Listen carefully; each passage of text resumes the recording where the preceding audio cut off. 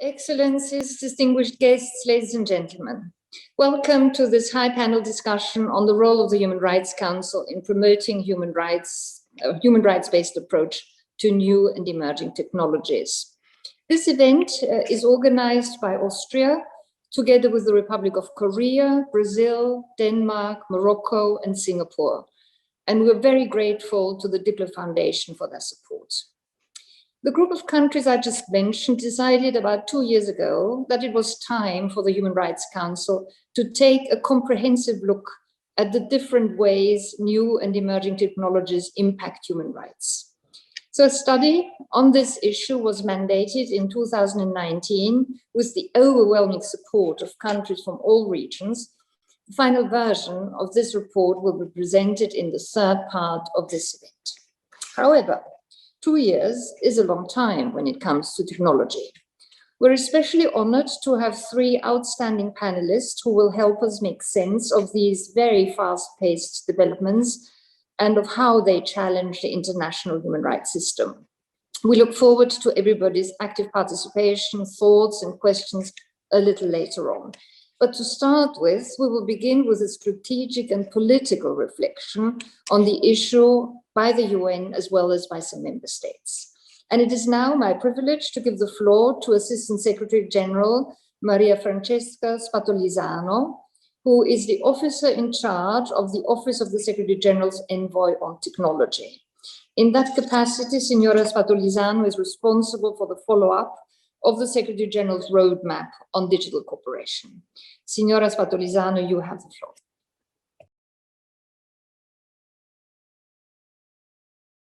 Good morning, afternoon, and evening to all. Minister Schallenberg, Minister Kofod, Minister Burita, Vice Minister Choi, High Commissioner Bachelet, Excellencies, ladies and gentlemen. It is a great pleasure to welcome you to this high-level panel discussion on the role of the Human Rights Council in promoting a human rights-based approach to new and emerging technologies. The topic of our conversation today is important and timely. The world stands at a pivotal juncture. We are becoming increasingly dependent on technology, which opens a wide range of exciting opportunities. But at the same time, these same technologies pose serious challenges and risks. This meeting itself is an obvious case in point. Government ministries, civil society organizations, and human rights defenders and experts can participate in virtual meetings as long as they have internet access. There are new digital spaces for inclusive consultations, engagement, and thus empowerment of actors. However, malicious actors can seek to disrupt virtual meetings, collect and use data of participants against their will, or conduct targeted surveillance. This dual-edged nature of technology presumes the ability to connect at all. But COVID-19 has shown how the world is digitally divided and unequal, with billions still unconnected and thus unable to make use of technology's potential to help them realize better education, health, and employment outcomes. And even those who are able to connect face the possibility of human rights violations online, something that other speakers will address today, and the growing threat of internet shutdowns or having platforms blocked with little or no notice. Against this backdrop, this month marks the first anniversary of the issuance of the Secretary-General's Roadmap for Digital Cooperation, which calls for us to connect, respect, and protect all people in the digital age. The roadmap is particularly noteworthy for its important focus on digital human rights, stressing the Secretary-General's concern over aspects such as data protection and privacy, surveillance technologies, and online harassment and violence. The Human Rights Council has a key role to play in fulfilling the Secretary-General's vision of a more open, inclusive, and secure digital future by implementing the roadmap. In line with this, the roadmap recognizes that, and I quote, greater efforts are needed to develop a further guidance on how human rights standards apply in the digital age, including through the Human Rights Council, and to build upon work by the special procedures and treaty bodies, the Office of the United Nations High Commissioner for Human Rights, and diverse stakeholders. Such guidance is now under development thanks to the joint work of a range of stakeholders, from the Office of the High Commissioner and other UN entities to civil society organizations and the private sector. In his roadmap, the Secretary-General also calls on member states to place human rights at the center of regulatory frameworks and legislation on the development and use of digital technologies. Through deliberations and universal periodic reviews, the Human Rights Council can support member states in this task. In addition, we must also think about what more may be needed beyond ensuring that the same rights offline are protected online and coding such protections into law. The Human Rights Council should also consider the issue of internet shutdowns and actions that may force people or platforms offline. As noted in the roadmap, blanket internet shutdowns and generic blocking and filtering of services are considered by United Nations human rights mechanisms to be in violation of international human rights law. Excellencies, ladies and gentlemen, engagement by the UN and its member states is not enough to effectively addressing the human rights dimensions of new and emerging technologies. As noted in the roadmap and in the guiding principles on business and human rights, companies too have obligations to uphold human rights. I commend the efforts of the Human Rights Council and by agencies, civil society organizations, scholars, and other stakeholders based in Geneva to devote so much time and effort to addressing these issues, ensuring accountability and giving a voice to the most vulnerable. In concluding, as the Secretary-General repeatedly emphasized, the UN stands ready to be that platform where this discussion can take place with the widest possible range of actors. And the Office of the Envoy on Technology is there to facilitate discussions and welcome ideas and partnerships. Together, we can make sure that the technological advances of tomorrow do not come at the expense of the fundamental, universal human rights we pledge to uphold, defend, and promote. I thank you. Thank you very much, Signora Spatulizano, for this opening speech. And we now have the pleasure of listening to the UN High Commissioner for Human Rights, Michelle Bachelet.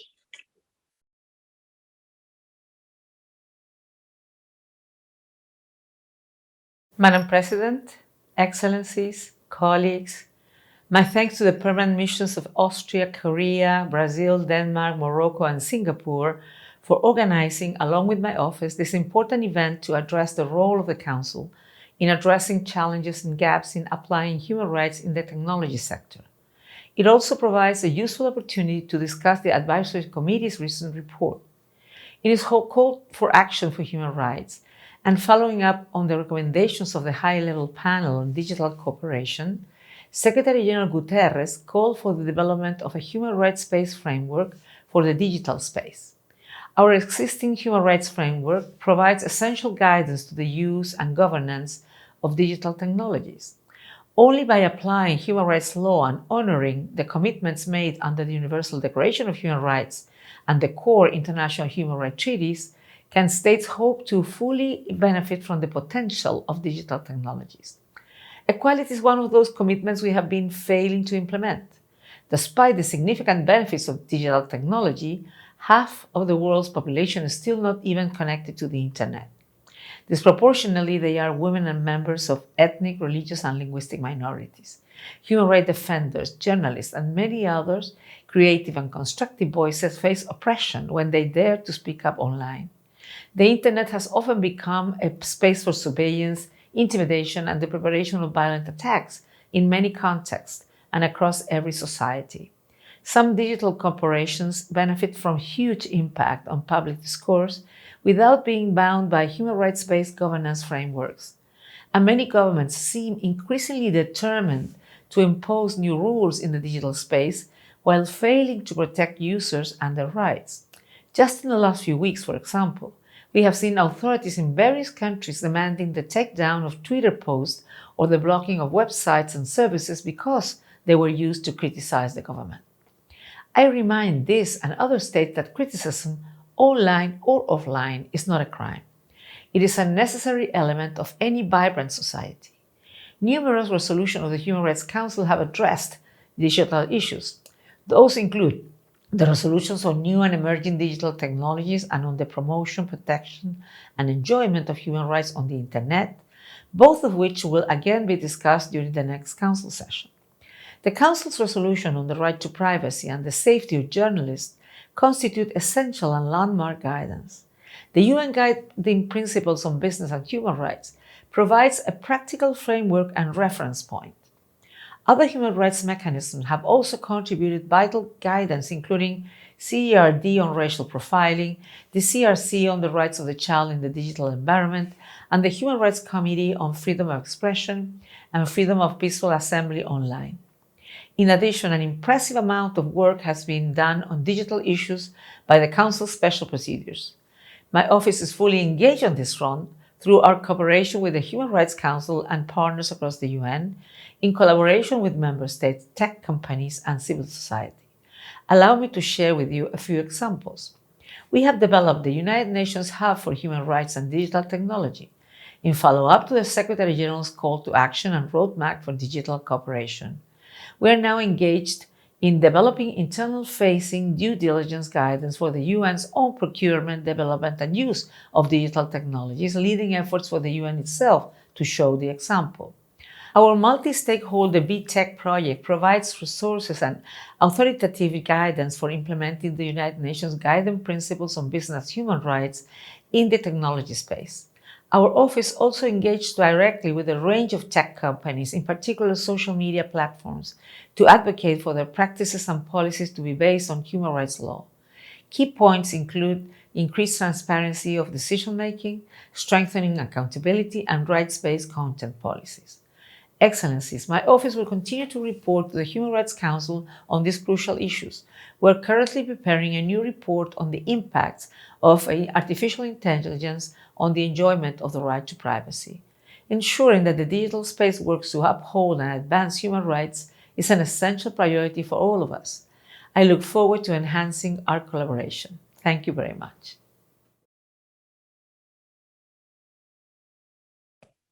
Thank you very much, Madam High Commissioner. And it is now my special pleasure to hand over the floor to the Foreign Minister of Austria, His Excellency Mr. Alexander Schallenberg. Excellencies, ladies and gentlemen, the COVID-19 pandemic has changed our lives in many ways. One of the most notable consequences is the significant acceleration of the digital transformation. The pandemic has made us even more reliant on digital technologies. This crisis has proven again that technology can be a blessing. It can work as an enabler of rights and freedoms, allowing people to reach out beyond geographic boundaries and beyond social and community groups. But we all know that new technologies are not automatically beneficial. Neither are they neutral. They always embody the values and biases of those who create and employ them. New technologies are not always used for good intentions. We must not close our eyes when digital technologies become instruments of repression, when the digital divide reinforces existing discrimination and vulnerabilities. when we lose meaningful human control, as in the case of autonomous weapon systems, and when artificial intelligence, together with behavioral targeting, changes the way our opinions are formed. To put it bluntly, whether something takes place online or offline cannot and should not make any difference when it comes to respecting human rights. The virtual space is not a lawless space where human rights do not apply and the law of the jungle prevails. Ladies and gentlemen, new technologies make our lives more convenient, simplifying decision-making, keeping track of our shopping list, tastes and interests. Negative effects usually occur with a delay, as we have experienced, for instance, with lacking safeguards for end users and lacking data protection. If effective protection mechanisms are not built into new technologies from the beginning, it becomes much more difficult and challenging to establish them in the future. The technological evolution is racing ahead at phenomenal speed, but international safeguard mechanisms are lagging far behind. We, as international community, need to wake up and open our eyes. It is essential that we quickly come to a common understanding of how to best protect human rights in the digital age, how human rights due diligence can be observed at all stages of the tech life cycle, and how we can translate existing rules of international law to new technologies and use what the High Commissioner has called an intelligent mix of measures without suppressing innovation. And this debate should not exclude the tech industry. On the contrary, we have to make them and other stakeholders actively part of it. And we don't have to reinvent the wheel to address most of these issues. The guiding principles on business and human rights provide us with valuable orientation for both states and businesses. We all know that usually it is the first movers who shape the debate, and I strongly believe that the Human Rights Council should be this first mover. Following the Council's groundbreaking resolution on new and emerging digital technologies and human rights, adopted through an inter alia Austrian initiative in 2019, today's high-level panel is a further important step. I am very pleased that the report by the Advisory Council on New and Emerging Digital Technologies and Human Rights will be presented at this event. And I hope that this report and our discussion today will feed into a new resolution by the Human Rights Council on this issue, which is of central importance to the future development of human rights. This is about nothing less than what kind of world we want to live in. A world where new technologies are instruments of empowerment instead of repression, where they are catalysts for inclusion instead of division, and where they reflect the values and principles that are the building blocks of our societies: openness, respect for human rights, and democracy. Thank you. Thank you very much, Minister. And it is now my privilege to give the floor to His Excellency Nasser Bourita, the Foreign Minister of Morocco. Vous avez la parole. Madam High Commissioner, Honorable Ministers, Excellencies, ladies and gentlemen. At the outset, allow me to express my appreciation to the co-organizers of the high-level event and all participants with us today. It is no doubt that we all benefit from technological advances. The COVID-19 pandemic is yet another unquestionable proof of the centrality of new technologies in our lives. Thanks to technologies, administrations and business were able to maintain a certain level of operations. More importantly, new technologies allowed humans to stay connected with the outside world and with each other. In this context, I would like to emphasize four main challenges that I believe require a peculiar attention in the context of new and emerging technologies.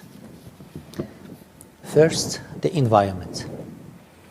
New technologies have definitely allowed tremendous positive impacts on the environment, including the development of renewable energies and advancing recycling techniques.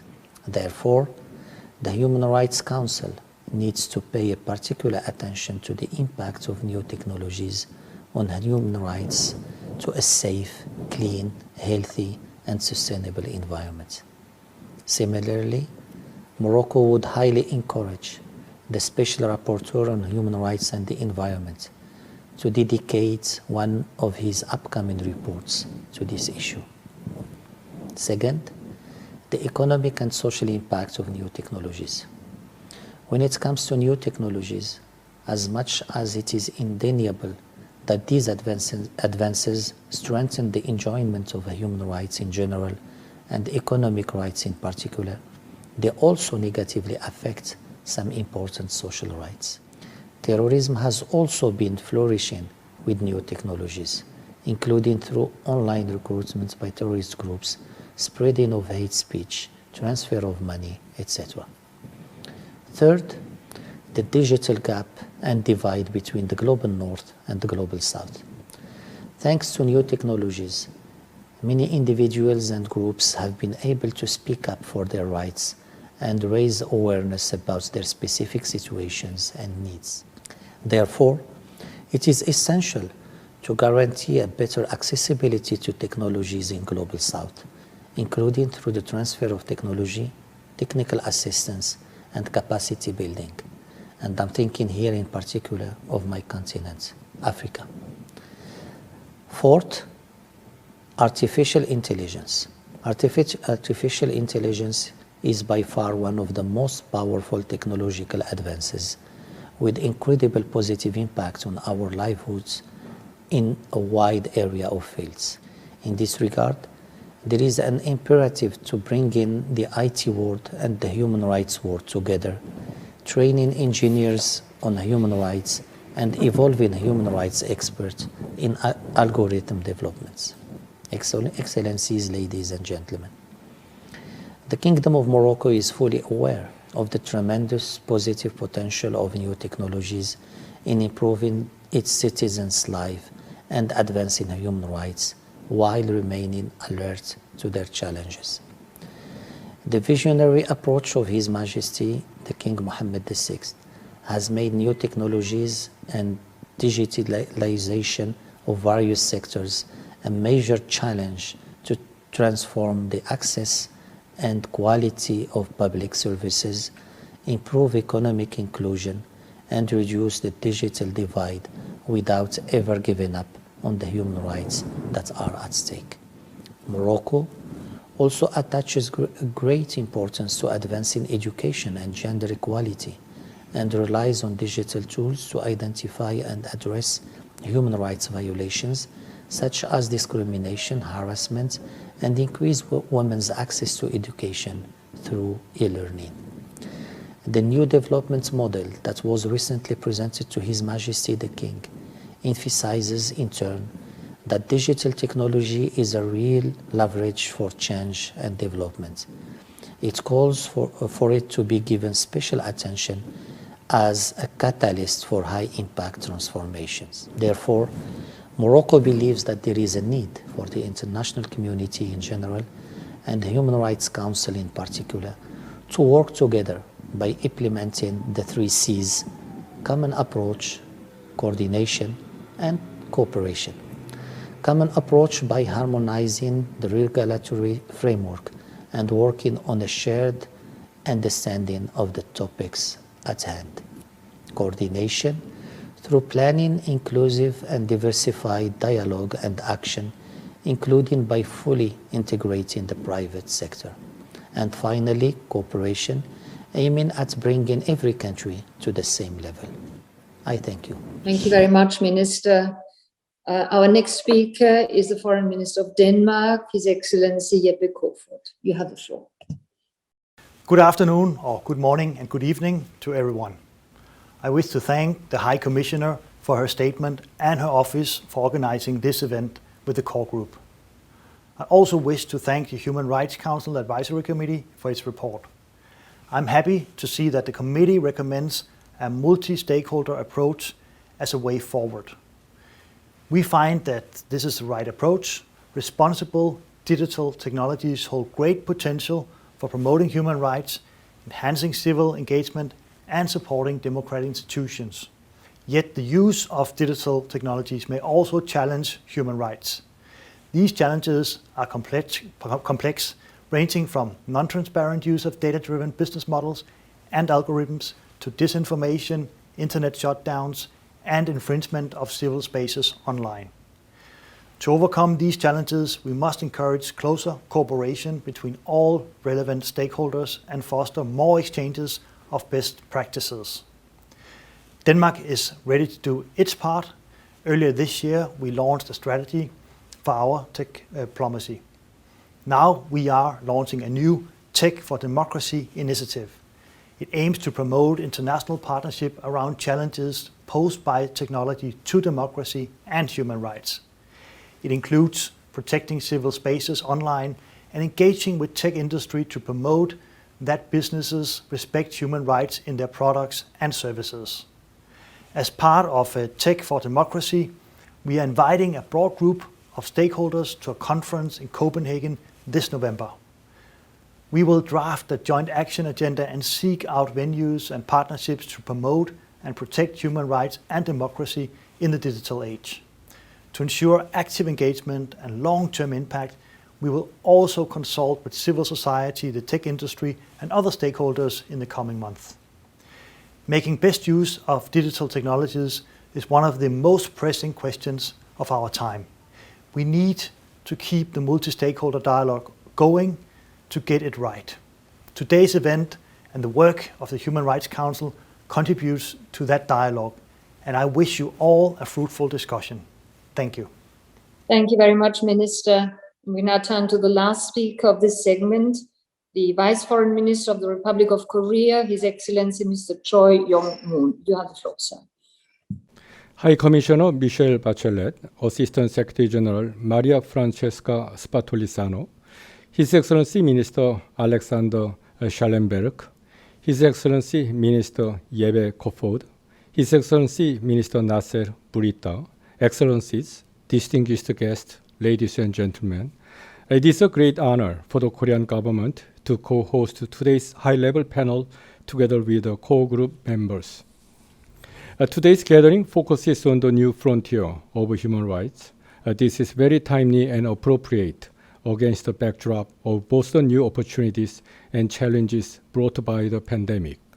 COVID-19 has ushered in, or at least catalyzed, an era of remote work, education, and medical care, and it has also shown the promise for the future of the AI-powered networking. In this vein, digital technologies have been utilized to promote human rights in relation to health, freedom of speech, and access to information.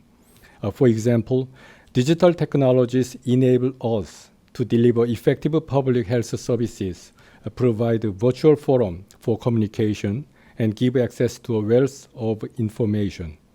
In fact, the Korean government has made valuable use of digital technologies in countering the pandemic. From identifying and isolating confirmed cases to prevent a lockdown to vaccination, digital technologies have been an invaluable tool. Recently, the Korean government has introduced a blockchain-based COVID-19 vaccination verification system to assist our society to return to normal while protecting privacy at the same time.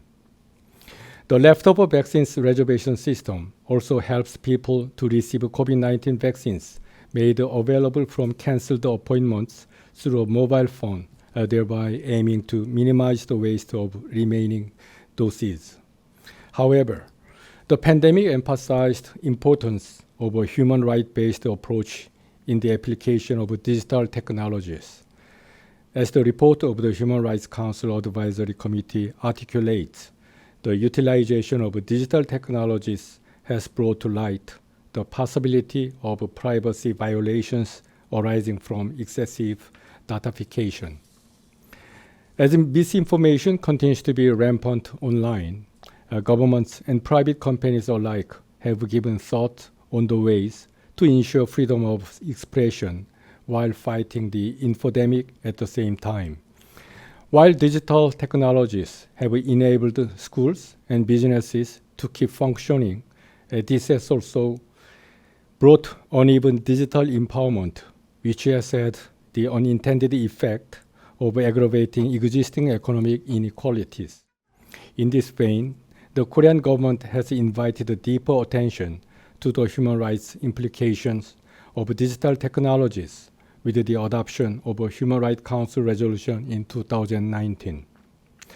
Now it is clear that digital technologies hold both opportunities and challenges, and we need to approach the issue in a holistic, balanced, and pragmatic manner. This year, we plan to table another Human Rights Council resolution on new and emerging technologies and human rights at the 47th session. I believe that the active engagement of the Council will be of great value. We expect that this will spur discussions between a whole range of multi-stakeholders, including government, businesses, civil society, and academia. Korea is indeed ready and willing to fully engage with all member states and relevant stakeholders. I hope today's event contributes to the goal of promoting and protecting human rights in digital space. Thank you. Thank you very much, Minister. And this brings us to the end of the first segment.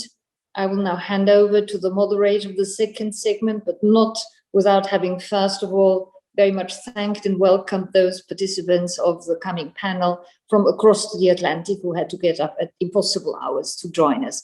Thank you very much for doing that. The moderator of the second segment will be Charlotte Stix. She is an expert for technology policy. She was a coordinator of the high-level expert group on artificial intelligence at the European Commission.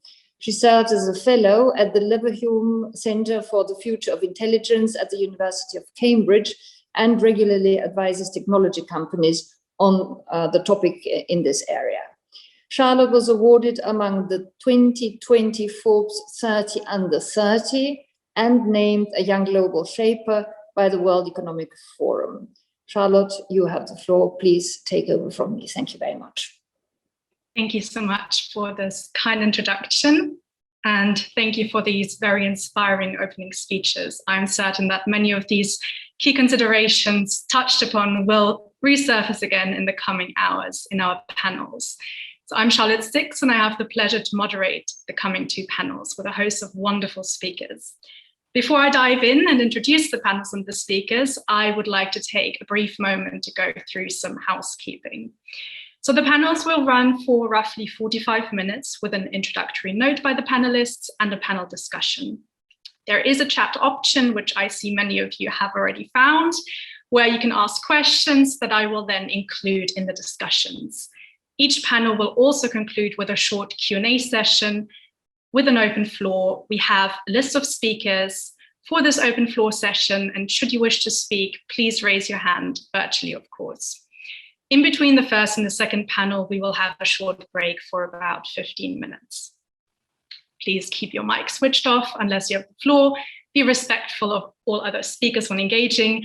And if you have not yet done so, please add your name and your country to the little tag on this chat so we know who you are and who you represent. So our first panel is going to discuss how we can apply human rights to technology. In particularly, what norms should we be using? Where are the gaps, and how can we identify them earlier? How can we tackle them? And where are the major challenges now and in the future? So I have the pleasure to have virtually here with me Dr. Eileen Donohoe, who is the Executive Director of the Global Digital Policy Incubator at Stanford University's Cyber Policy Center, where she works to develop global digital policies that address human rights, security, and governance challenges. She served as the first US ambassador to the United Nations Human Rights Council in Geneva during the Obama administration. After leaving government, she was the Director of Global Affairs at Human Rights Watch, where she represented the organization worldwide on human rights foreign policy. I also should highlight that it is 5 a.m. in the morning for Eileen, so thank you very much for joining us at this early hour. We really appreciate it. Next, I introduce our second speaker, who is Julie Orona, who is the Executive Director of the Internet Sans Frontières, so the Internet Without Borders, a leading organization that defends digital rights and access to the Internet. and one of the 20 inaugural members of the Facebook Oversight Board. Her work focuses on creating channels of collaboration between different sets of actors on the internet. She's a non-resident fellow at the Digital Civil Society Lab at Stanford University, an affiliate of the Berkman Klein Center for Internet and Society, and a member of the Global Partnership on AI. Last but not least, our third speaker, Stephen Barrow, who is the deputy to the director of the ITU Development Bureau. He's an experienced regulator with more than 20 years of executive and senior management experience in regulatory bodies in the Caribbean region. Prior to joining the ITU, he was Chief Executive Officer of the Utilities Regulation and Competition Authority in the Bahamas, which regulates the ICT and electricity sectors, advises the government on policies related to those sectors, and represents the Bahamas at international sector-related organizations. So thank you very much for participating in this very important discussion.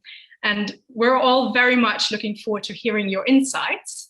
Therefore, without further ado, I will invite each speaker in the turn that I just introduced to you to kindly give a short opening statement. So Eileen, if we may begin with your thoughts, please. Sure. Well, first, let me say thank you so much to the organizers. It is wonderful to see such intensity of focus on human rights in the digital context, and this strong response to the Secretary-General's call to action. I will say as a first thought that the advisory committee report shows a very high level of sophistication about the challenges we all face. So as was just mentioned, this panel is really about norms, gaps, and challenges with respect to human rights and technology. I thought I would start with the challenges. And just note, as context, the ever-evolving challenge related to technology that we face. In fact, the challenges keep morphing before our eyes, and it's very hard to stay up with this topic. I still have very vivid recollections of the 2010, 2011, 2012 timeframe at the Human Rights Council. It was really the height of the internet freedom movement, and that was the phase where that first resolution on internet freedom was passed by consensus, laying down that foundational concept of human rights being applicable online as well as offline. That perception that technology is primarily for good and will benefit human rights has changed over the past decade. We now recognize that digital technologies are both the primary means through which human rights are exercised and through which human rights are violated. But we also know that the rapid development of digital technology is not a process that is going to be stopped. So I want to briefly mention four challenges or four levels of challenge that I think we need to address. And the first is simply at the practical level. The core challenge we face is how do we capitalize on the benefits of technology for economic development, exercise of human rights, fulfilling the sustainable development goals, at the same time that we protect against the risks to the whole spectrum of challenges to human rights, and make sure that we do not exacerbate existing inequality and worsen the existing digital divide. Some of these themes have already been picked up. That's a tough combination, that balancing act, capitalizing and protecting against the risks, but that is the essential task. It's a very practical one. Second challenge that we must address is at the conceptual level.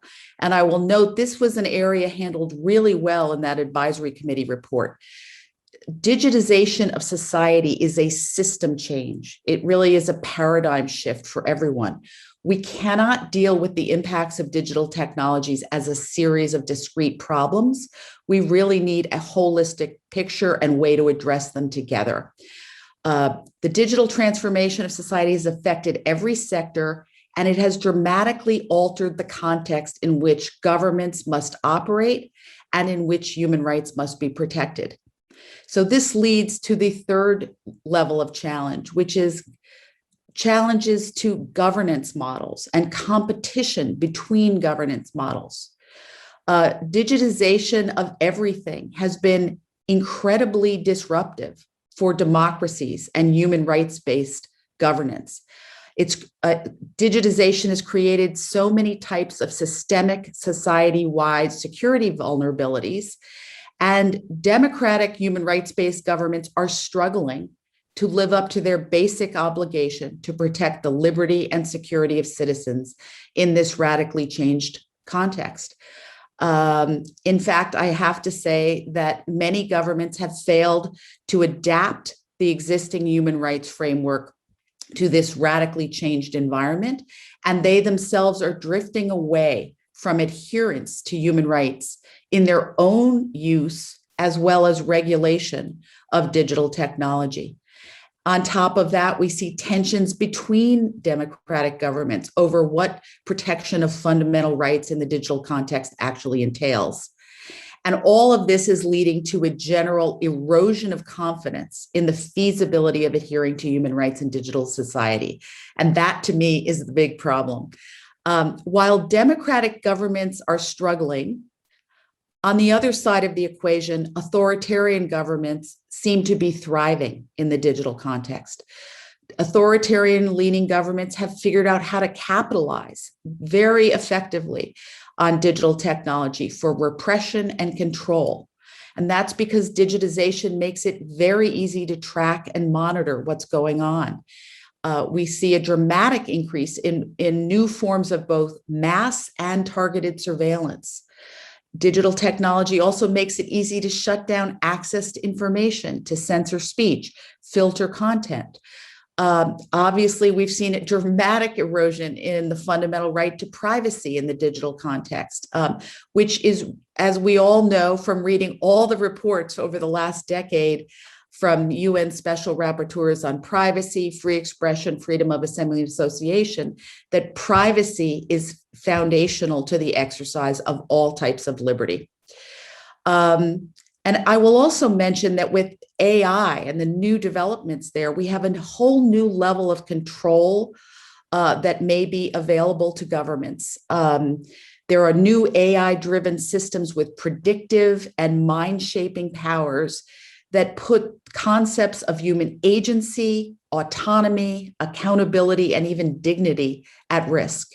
So AI really has the potential to be a game changer. And this is why it is so important. We really do need to do the hard work and bring a human rights lens to international governance of AI. Last, that leads me to the fourth level of challenge, which is really geopolitical. We have seen this global trend away from human rights-based governments, and we see an authoritarian model of governance spreading around the world with a promise of control and security for the state rather than for citizens. And that model is spreading through a variety of means. One is simply through the export of digital tools for surveillance and censorship. We also see the export of entire digital information systems through which authoritarian governments are actually gaining leverage in different societies around the world.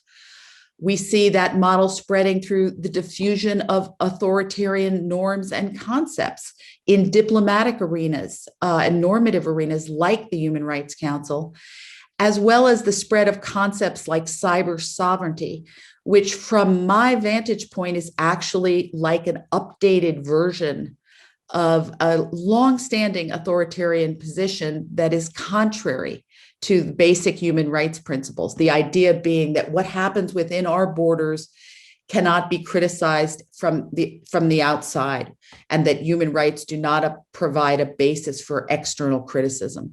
And that is something we really need to resist.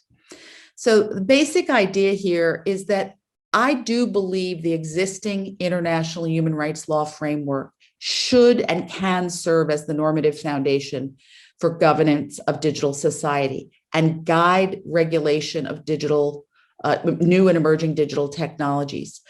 We've observed that many in the tech industry have not previously been exposed to this framework, And so we've seen an unfortunate proliferation of hundreds of new sets of principles for governance of technology.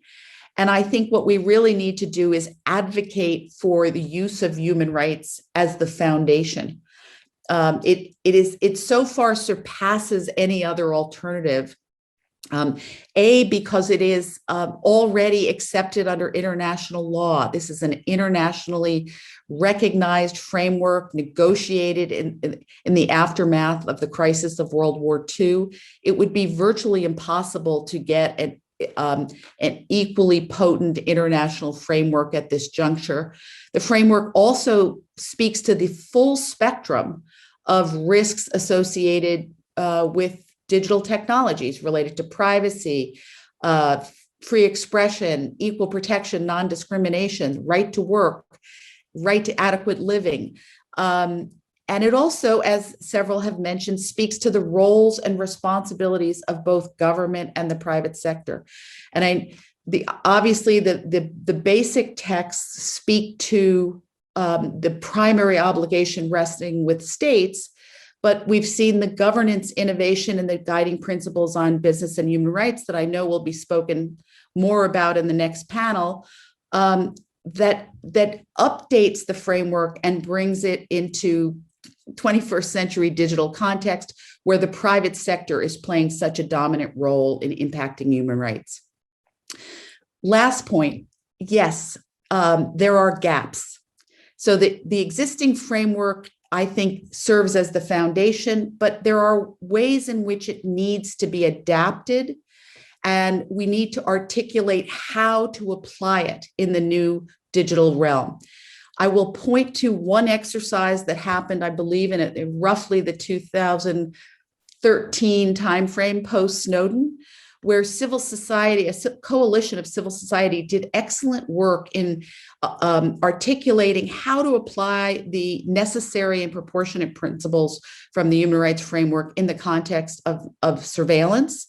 And I think that is the type of exercise that needs to happen with respect to all different types of technology applications.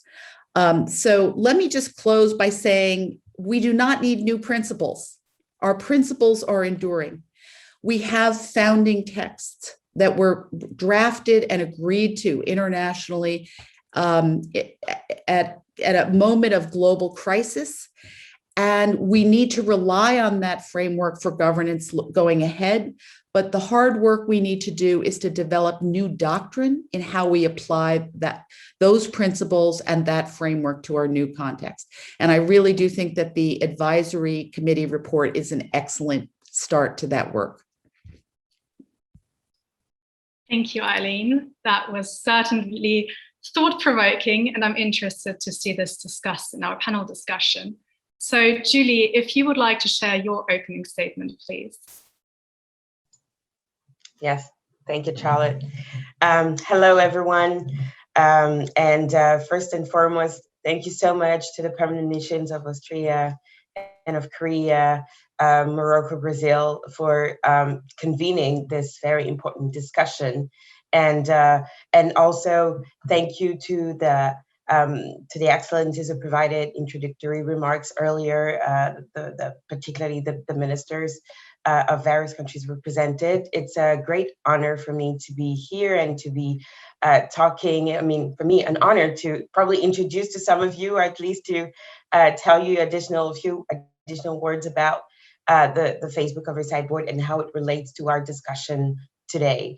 But before that, I would like to wholeheartedly agree with what Dr. Donohoe has just brilliantly exposed. This is a very interesting moment in history.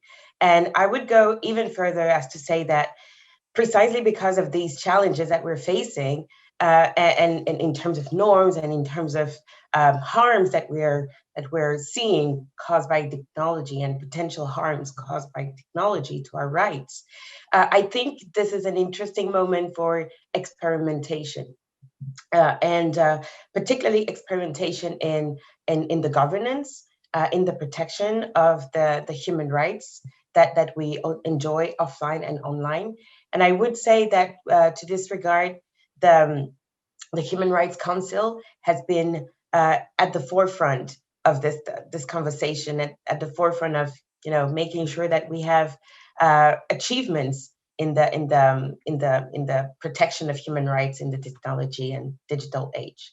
I'm speaking from a place of experimentation. The Facebook Oversight Board is precisely this. It's first of all an experiment in knowing how to enforce, how to protect freedom of expression on social media platforms, and particularly in a very discussed area, which is content moderation. What should be seen, what should be available, what should be allowed to be written, published, and shared on social media platforms and online platforms in general. That's the first part of the experimentation. And the other part of the experimentation is it even possible at scale? We're talking about billions of content published every day on platforms such as Facebook and Instagram. Is it even possible to scale this meaningful moderation, or at least a human rights-based moderation of our content and what we are allowed to say on social media platforms? While I cannot give at this stage a definitive answer to that, what I can say is that the Facebook Oversight Board, from my perspective, as a digital rights activist, as a civil society leader, and also as a lawyer, my perspective is that I feel we are in a very interesting space, or at least a very promising space. The Facebook Oversight Board was created and launched officially in May 2020, so it's been a bit more than a year now. But we have to remember it's the conclusion of a long process and of a multi-stakeholder process. Multi-stakeholderism is really a governance model that is extremely beneficial for the discussion that we're having today. The Facebook Oversight Board is a result of a month and month of discussions of conceptualization and collaboration with civil society organizations to draft what would become the first bylaws and charter of the Facebook Oversight Board. My organization, Internet Without Borders, participated in 2 sets of consultation organized by the company Facebook. Consultation which gave us the opportunity to address concern with regards to the draft that was presented to us at the time. Most of our concerns were related to, independence of the institution, the body that would come out of this. I will come back to that later. It also related to the global perspective that this body would bring in, because we have to remember that we're talking about global platforms that are developed and used in various countries of the world, virtually all member states of the United Nations. So the Facebook Oversight Board is a result of that process, of that multi-stakeholder process. And even in its ongoing operations, it has multi-stakeholderism at its heart. Through different means. First of all, we are a body that receives appeals on content that should be taken down or should have been taken down. Appeals from not only users. So if you're a Facebook user, you see a content that you think shouldn't be there, you can appeal to the Oversight Board. If you see a content or your content has been taken down, you can appeal to the Oversight Board. But we also receive referrals rather, by the company itself, by Facebook, when it faces challenges in applying its own rules to content that is available on their platform. I should note that the Facebook Oversight Board's remit is related to content on Facebook and Instagram, 2 of the major social media platforms that are available today. Another aspect in which multi-stakeholderism is extremely present is through the public comments that we allow organizations, individuals to send to the board whenever it receives and accepts a case. The most famous case that we have received so far, which was that of the former president of the United States, whose accounts had been suspended on Facebook and Instagram. Well, this case has garnered a lot of attention, and we have received a lot of recommendations and public comments from the public, close to 10,000 to be more precise.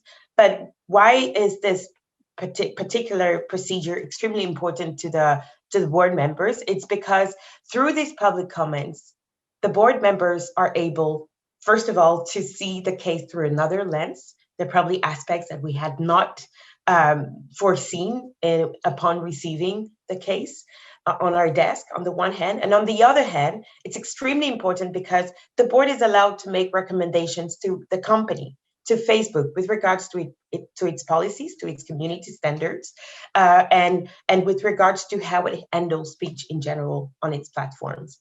So through these public comments, we are able to get additional insights into the recommendations that we should make sure to make to the company.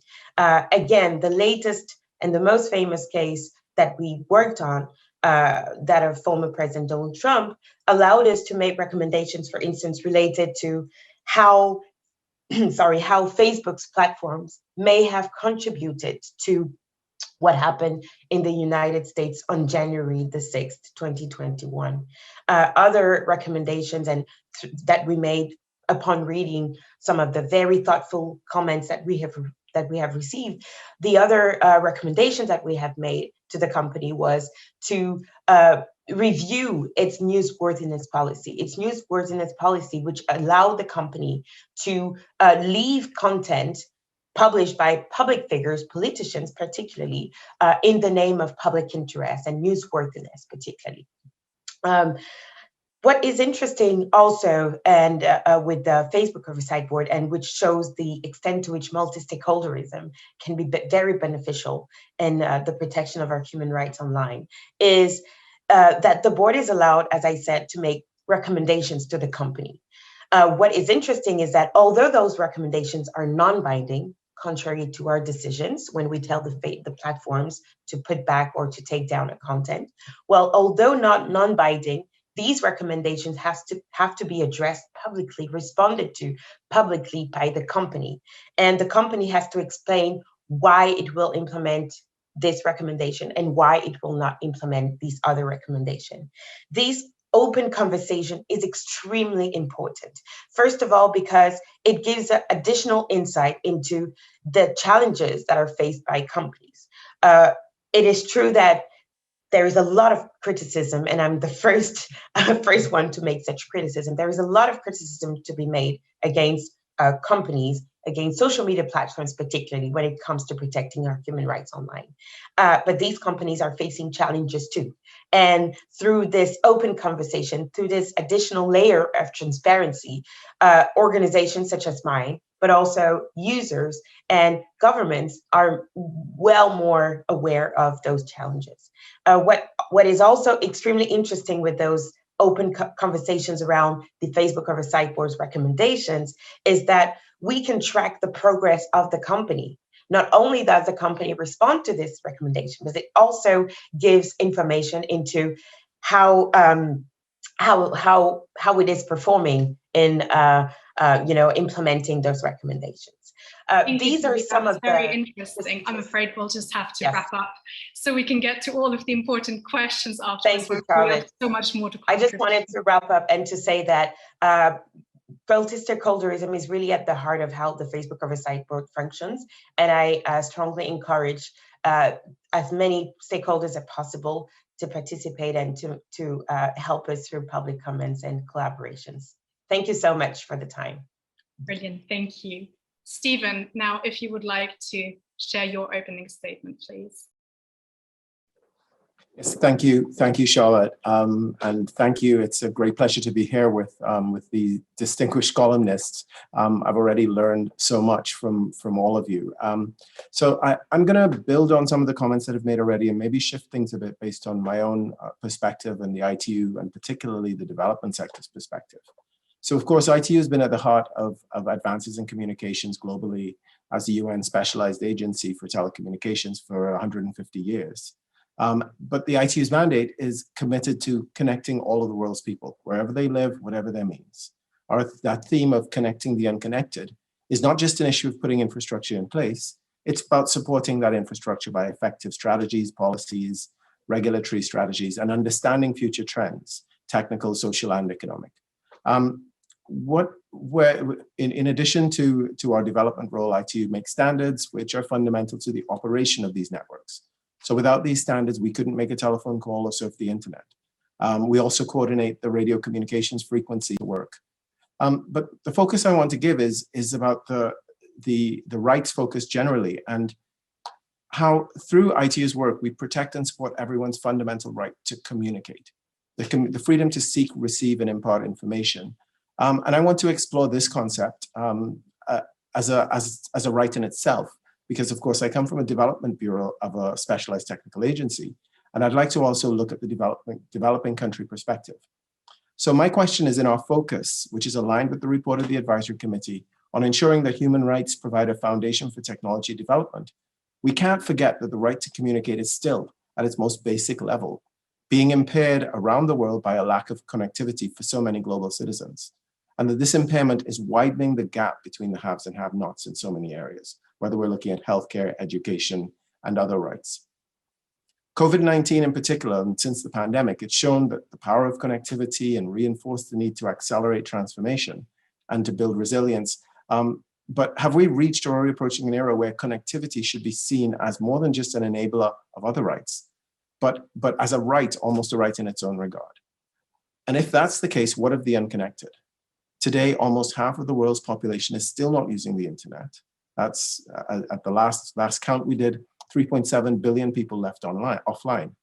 So while we're all speaking of the challenges of technology from a human rights focus and in the context of the report, I want to address the issue of those who still do not have connectivity, or those for whom, and I was interested to hear Eileen's comments, that connectivity might be impaired because of whether it's government or other restrictions on their use of connectivity. What is their plight? The pandemic has exposed and exacerbated the inequalities between the digital haves and the have-nots, both within and out and between countries. So as we strive to deliver on the promise to leave no one behind, we need to provide the right to communicate to everyone. So we urgently need to address the connectivity and access gaps that remain and build back better, but with broadband for everyone. These gaps between developing and developed countries, for example, in the area of connectivity, still limit the ability of billions to be part of this discussion and the thousands of other discussions like it that are happening every day. These include issues with special circumstances of children with disabilities and their access to the internet when it comes to risks and harms for children on the internet, and issues around new technological developments, all provide an even wider gap for those who don't have. I'd like to touch on one other point before I try to allow some time, because I want to hear more from others. But the second point is, how should international organizations like the ITU position ourselves to fulfill our own mandates in this new paradigm offered by this critical space? And I think this is an issue that was very much tackled head on by the Advisory Committee's report. While we have these emerging technologies, AI, image processing, voice-driven interfaces, digital platforms, and others, making inroads in areas like education, energy, agriculture, health, which could really revolutionize the lives of communities in all nations, including poorer ones.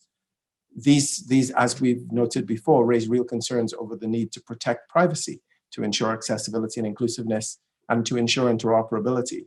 These technologies will likely eliminate certain types of jobs. They have ethical and human rights implications, and they have risks that perpetuate the barriers to equality we try to eradicate. So I will try to get through this quickly. One of the things is, we as ITU have an example. So how do international organizations with our own mandates, that might be health or education or science, how do we approach addressing these issues in a collaborative way? Our primary goal must be to ensure that the use of technology is ethical, trustworthy, and human-centered, with well-being and safety as the primary considerations. ITU's efforts in the past few years to enhance regulatory frameworks, I'm a regulator, that's my background, that are applicable to ICTs, provides a good example A cornerstone of what ITU refers to as fifth generation regulation of ICTs recognizes that it's necessary in the adoption of ICTs to have various regulators for each sector collaborate and make occasionally complementary decisions in their own spheres of influence to ensure that the technology is appropriately regulated where it needs to be. A regulatory decision, for example, on mobile money must involve both telecommunications and financial regulators. And there are many similar examples. So in a similar way, we can strengthen, there's merit in strengthening and improving international cooperation. And the Human Rights Council can be a key partner in helping us to understand the myriad of rights involved within our own specialized areas. Emerging technologies can be part of the solution, but the global challenge requires a global approach with intergovernmental collaboration and strong multi-stakeholder cooperation. Let's remember, technology is not an end in itself, but a tool. It can produce positive or negative outcomes, and often both. It's not the responsibility of a sole organization, it's the responsibility of us all. So I just want to close by saying this need for coordination calls for a strong coordination and, above all, clear collaborative framework for the international community to ensure that we don't drown in a morass of views, different work, and different mandates, but that we're able to focus on our own individual entity's mandate with technology as a lens for us to add our voice to the collaborative efforts. With that, Charlotte, I'll pass back over to you to continue the panel. Thank you. Thank you very much, Stephen. So we've just had three wonderfully extensive introductions and angles to this topic. So I will now get to ask you more specific questions. I will also be including some of the questions that have been asked in the chat. Please try and keep your answers short, sweet, and punchy if you can, so we can get through as many questions as possible. And of course, do feel free to respond amongst one another if you would like to add a point or if you have a counterpoint. So Julie, if I can start with you. So my question is, we're often speaking about two different worlds when it comes to human rights and to the tech community. And partially I'm wondering how we can find a common language. And partially I want to double down on the point you've been making about multi-stakeholderism. So you've been speaking a lot about multi-stakeholderism.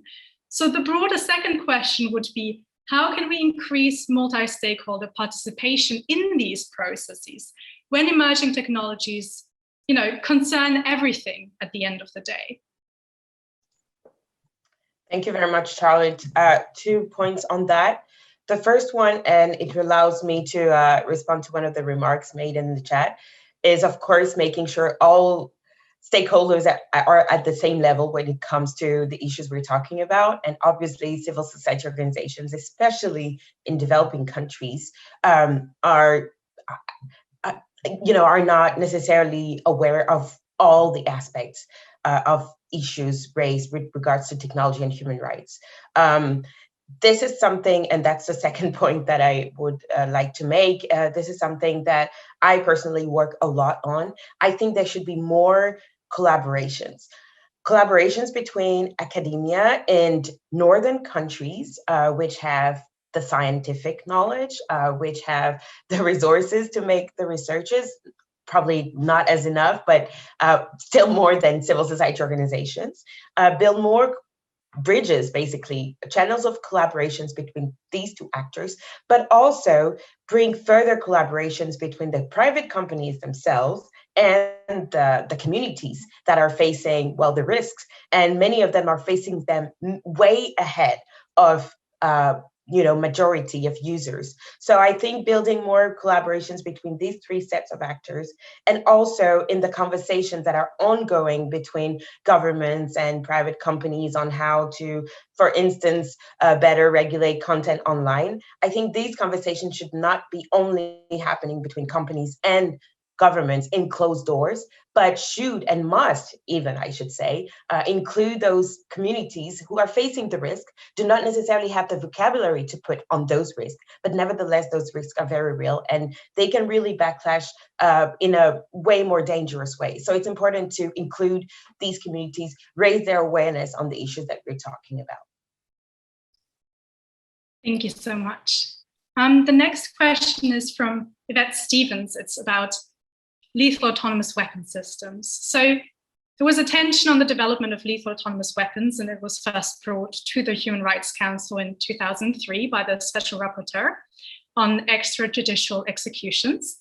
This subject has been referred to the Committee on Certain Conventional Weapons, where discussions have been going on since 2014 without a lot of progress. So human rights have effectively been dropped in the discussions, even though these weapons, if and when applied, would be allowed to take lives without any clear line of accountability. So I think this question might fit your introduction, Eileen, but if anyone else would like to jump in, please feel free to do so, because you've been saying that human rights frameworks already exist and we should make use of them for certain emerging technology areas. And certainly laws on lethal non-autonomous weapon systems are one of these technology areas where we can and should apply a human rights framework. And maybe that can contribute in some sense to answer the question that Ms. Stevens has raised. Yes, so what a great question. And it's asked in a way that it normally is not asked. Here's what I would say is that the one opportunity that I have really seen in the last 5 years is that the so-called security community has started to recognize the relevance of norms to security.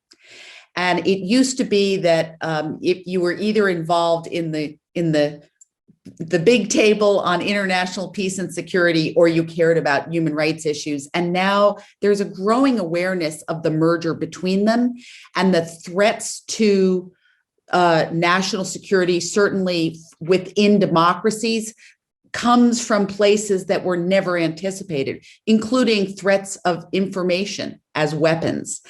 And so I agree with you wholeheartedly. This is a moment of opportunity to bring the entire human rights framework into all of these conversations, including about use of weapons and autonomous weapons, and make sure that the folks in those responsible for those realms understand they've got a basis to use in the right to life, and the right to security in persons is a foundational concept that they really have an obligation to bring into that conversation. And it will actually help them, I think, conceptually frame the issues. In addition, I just have to say, this is another area where the threat from AI undermining human agency, human accountability, needs to be taken really seriously. So again, the human rights framework is the best place to address agency, autonomy, accountability, as well as just human dignity. And all of those things are at stake when it comes to autonomous weapons. Brilliant, thank you so much. So if any of the other panelists has something to contribute, please just feel free to jump in, right? So Stephen, I have a question for you. There is a growing need for closer relationships, as we have had several times now in these discussions, between the legal, regulatory, technology experts and society, civil society. So in a way, there's different worlds that are mirrored in organizations in Geneva. Where do you see the opportunities in strengthening this cooperation between these different organizations? And to bring in a question from the chat, how could they possibly work together to develop emergency measures on digital technologies that harm human rights? So how could these different actors in Geneva actually collaborate to ensure that there are emergency measures if and when, presumably it is a question of when, an emerging technology becomes out of control, so to speak? Thank you, Charlotte, and to the audience for the question. I think I guess starting firstly, I've been on 2 of the 3 sides that you've mentioned. So the international, the local government, and I haven't managed yet the private sector part, but there's still time. But I think one of the key issues is these organizations, these areas of endeavor, all work with very different rules and very different stakeholder sets, which is a challenge. I think Julie mentioned this about the need to to have a more multi-stakeholder approach. And one of the key challenges, of course, is that at the UN, governments work together collaboratively. There is a limited amount of interaction by civil society and so on. And then you get to, when you speak of the internet or speak of technology, you're speaking internationally, like properly internationally, in a space where there is no divide between governments on the internet or private sector on the internet. It is one internet. It's still within national jurisdiction. So you have this possibility, as difficult as most countries have found it, this possibility that national governments can still impose their own positions on the domestic space without regard to the international position. We work very hard, I think, to try to create, the ITU famously works on a consensus basis. So we try to create a space where countries will agree and will agree to abide by rules. And I think that's similar to much of the UN, where you are persuasive, but not prohibitive or not, you can't force things. And this is the challenge that we continue to have, that we work to avoid situations and bad actors, but we cannot control those bad actors and prevent them from absolutely being there. Now, what I do think, though, is that from a perspective of collaboration at the international level, we do need to decide clearly what we're going to collaborate on and how we will collaborate, so that we ensure that we all bring our individual expertise clearly, maybe stay out of each other's space a bit more, so that we can bring the right expertise to the table on the right issues and be more focused in our approach. And then, as a final point, be more consistent with how we treat with countries that don't play by the rules, so that this issue can be addressed and really reach the individual citizen, where in fact, in many cases, it's only the country that can do that. Thank you. What a wonderful answer. So Eileen, another question from the audience. Richard Wingfield shares a concern that not everyone seems to want to use human rights frameworks as the basis for addressing impacts and concerns. So you've been mentioning this proliferation of ethics frameworks and guidelines and principles. So these alternative ethics frameworks are being developed, which are sometimes inconsistent with or weaker than human rights law. So the question is how to counter this trend and how to ensure that the agreed upon human rights framework is the baseline. Thank you for that question. And I think that we need to differentiate between those who don't want to and those who are unaware of the virtues of the existing framework, but who would be open to it. So when I look at the proliferation of different sets of principles, I think there are many, many well-intentioned actors who are doing that work because they are driven to try to be responsible and think about what should be the relevant norms applied, and they are simply underexposed. And I absolutely see that within the technology community. Certainly in Silicon Valley, when I first started at Stanford, I was stunned by the lack of sophistication when it came to awareness of the international human rights law framework and really relevance of the UN. So that is changing. And I think it's changing because what people know in the technology community is digital systems are inherently global. They call for global systems. They are inherently transborder in terms of their mode of operation. And so they sort of demand an international, transnational regulatory and normative solution.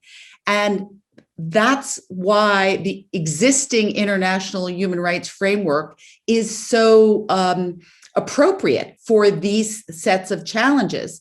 And they're also trying to operate in a globe, in place all over the world. And so this is an internationally recognized system and it's a shared language, shared norms.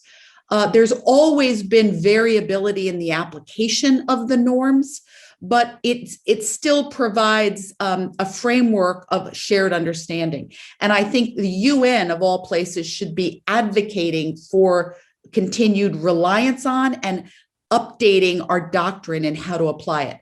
I will admit to Richard's question, there are some actors who would prefer that we not rely on this system and this framework.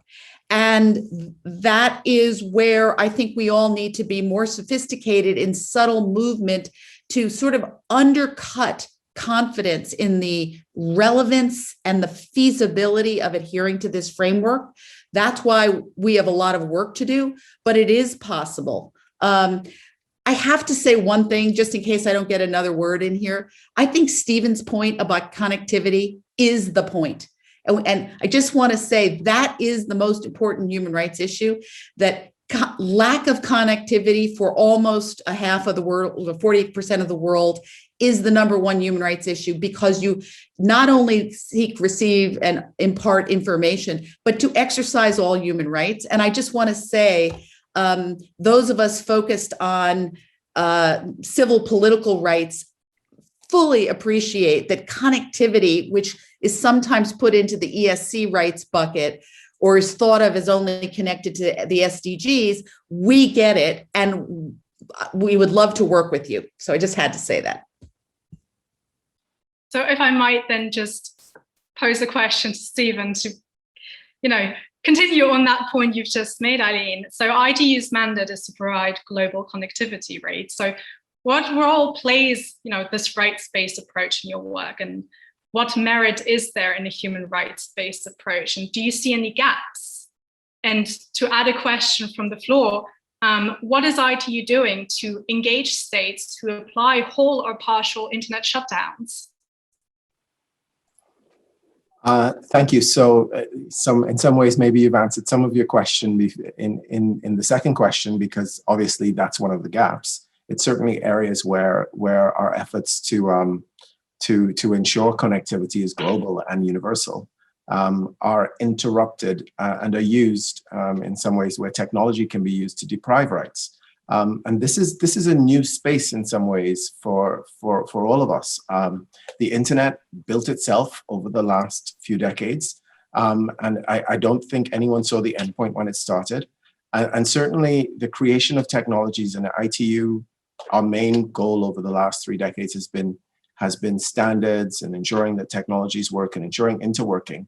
And out of that interworking has come the internet. So I think I guess to be more direct on the question, that the role or the important thing really is that we continue to develop connectivity, to make it a priority internationally, to ensure that we do achieve global connectivity and we don't stop until we do.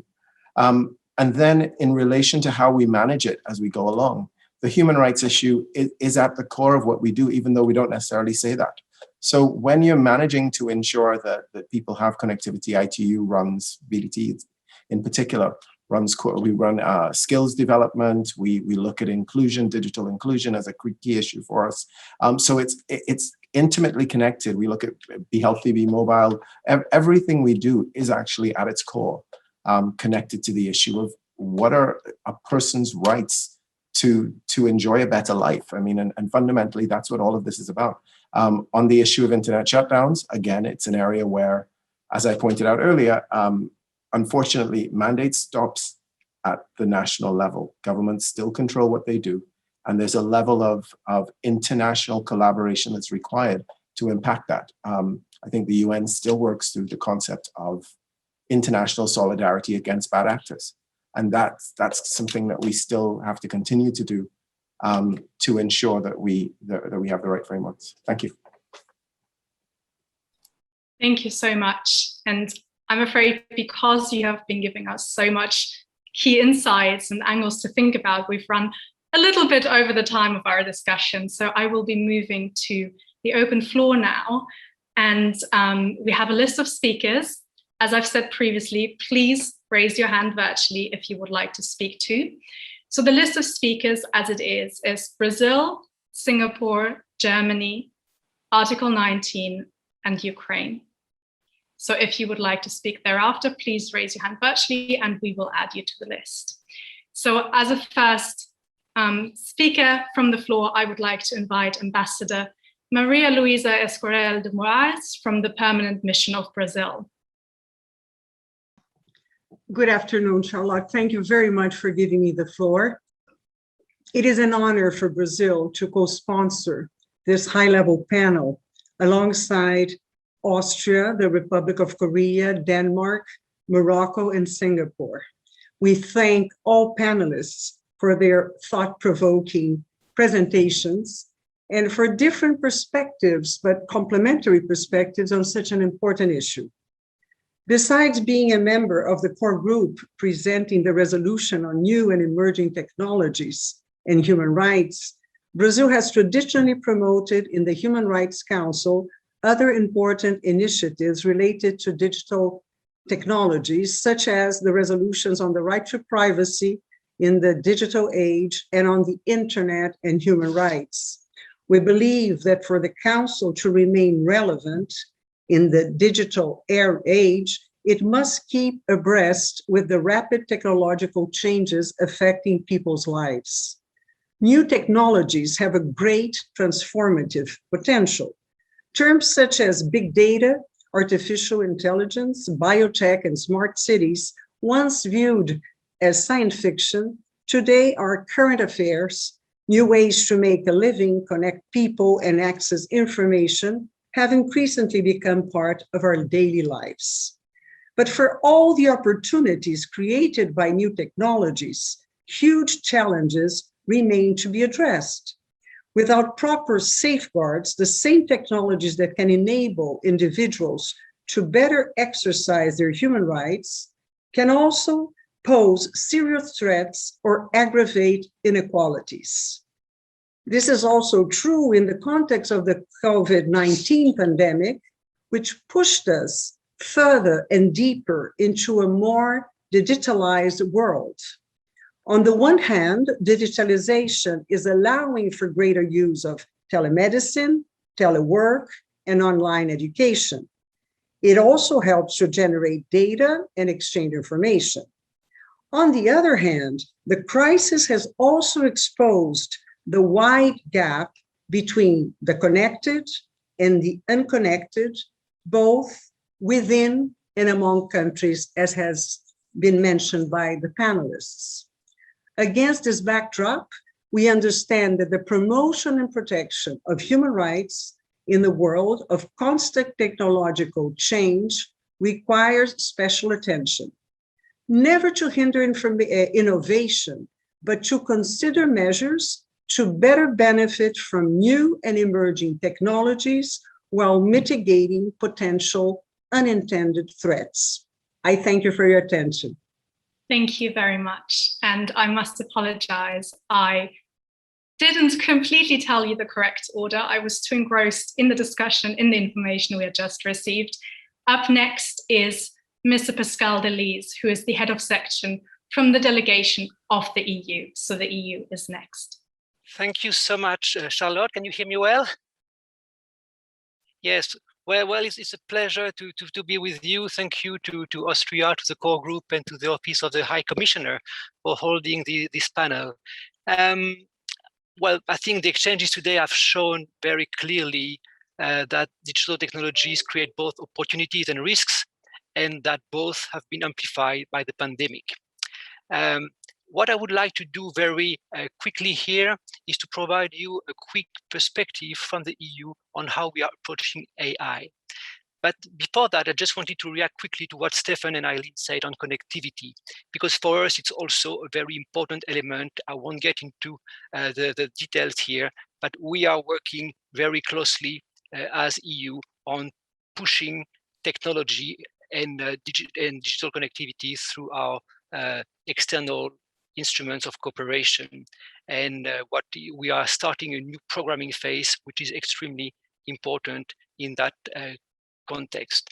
But in looking at artificial intelligence, first thing I would like to underline, because sometimes it's misunderstood, the EU is fully promoting and embracing artificial intelligence. And we are promoting it, including through massive financial support. So our approach is not about limiting the uptake on AI. On the contrary, some people sometimes make the parallel with EU kind of timidity with technologies such as the GMOs. It is not a right parallel. So our goal here is to make it possible for AI to thrive in our society, but at the same time take into account the risks that exist, because indeed these risks are real. They can be material or immaterial to health, safety, and human rights.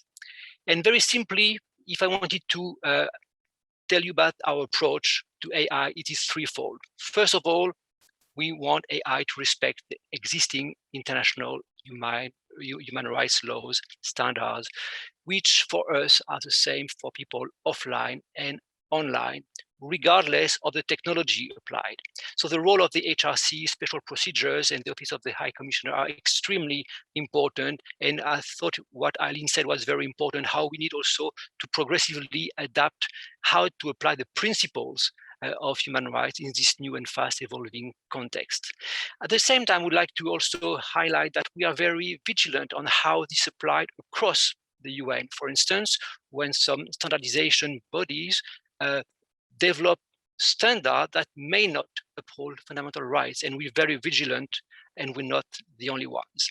The second pillar, I think, of our approach is really to take stock of what we know very well. The race between legal frameworks and technology is always to the benefit of technology and always running behind. And so we need to work with the Human Rights Council. We also need to work with the different processes that have been mentioned, and EU is involved with UNESCO, with Council of Europe, and many other fora such as OECD, also to manage the AI, maybe not at the same level as international human rights law, but it's also very important for us. But the third point, and I think it's the core of what I want to tell you today, that as EU, we don't want to wait for international norms to be complete and mature. We have a duty to protect our citizens, and it's a very different perspective from the human rights perspective.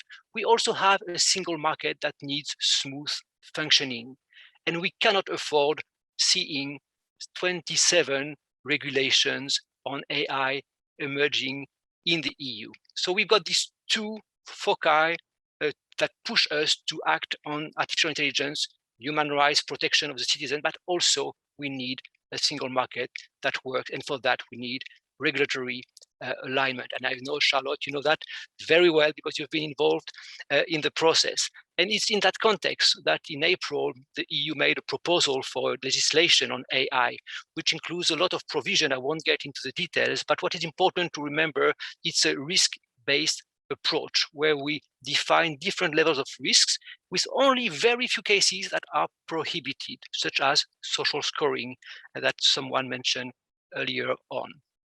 So what is important here is to say that our approach is very proportionate. We will have different kinds of obligations for different kinds of risks attached to the use of artificial intelligence. If you look at how you're going to grant a loan to a person, if algorithms have biases, it's important to regulate.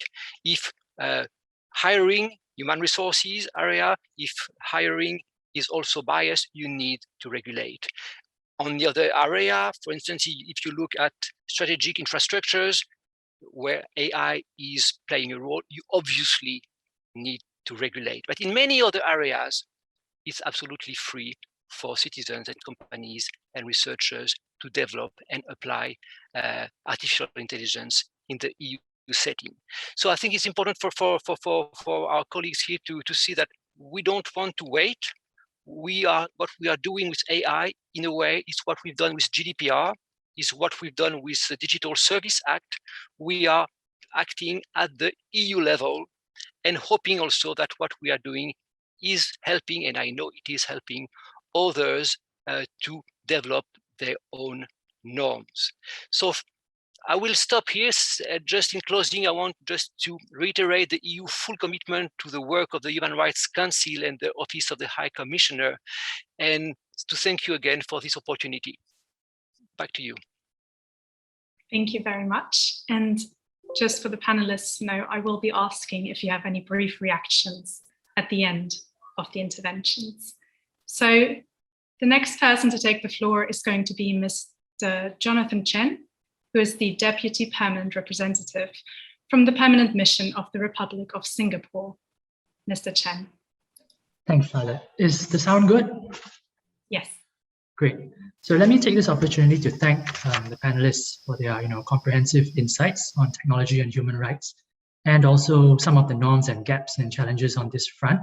I've thoroughly enjoyed the discussion thus far, which has brought together varied perspectives from relevant stakeholders.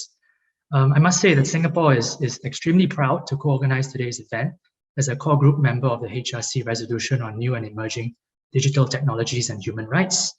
We think this event is timely because the HRC will consider the report and recommendations of the advisory committee on the impact of new and emerging digital technologies on the promotion and protection of human rights at the 47th HRC next week.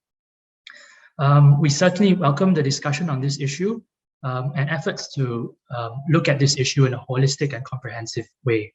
I think it's critical to raising awareness. From Singapore's perspective, there are two realities that we must acknowledge in this discussion. The first is the development of digital technologies is multifaceted with both opportunities and challenges. And I think the term used earlier by one of the presenters was double-edged. So, during this pandemic, we've really seen examples of how technology has helped, in fulfilling human rights, such as access to healthcare and education. But at the same time, on the flip side of the coin, we've seen that it has created challenges, such as misinformation and fake news. The second reality that I would like to highlight is that rapid technological change affects each state in different ways, and that really depends on how they use technology to attain, various socio-economic and development goals. So in this respect, context is very important. And so these realities underpin Singapore's belief that a pragmatic, inclusive, and holistic approach is required on this subject. We must be pragmatic in identifying where updates to the international human rights framework are required, but at the same time acknowledge that there's no one-size-fits-all solution. States should really be given the flexibility to deal with the impact arising from these digital developments, taking into account their own unique national and cultural circumstances, and of course, in line with their desired socio-economic and development goals. In Singapore's case, what we are really trying to do and to ensure that new digital technologies are fully harnessed is to lay groundwork that ensures that our population is prepared with the necessary skills to leverage the available new technologies, and also to create a framework that guides the development of digital technologies for business and organizations.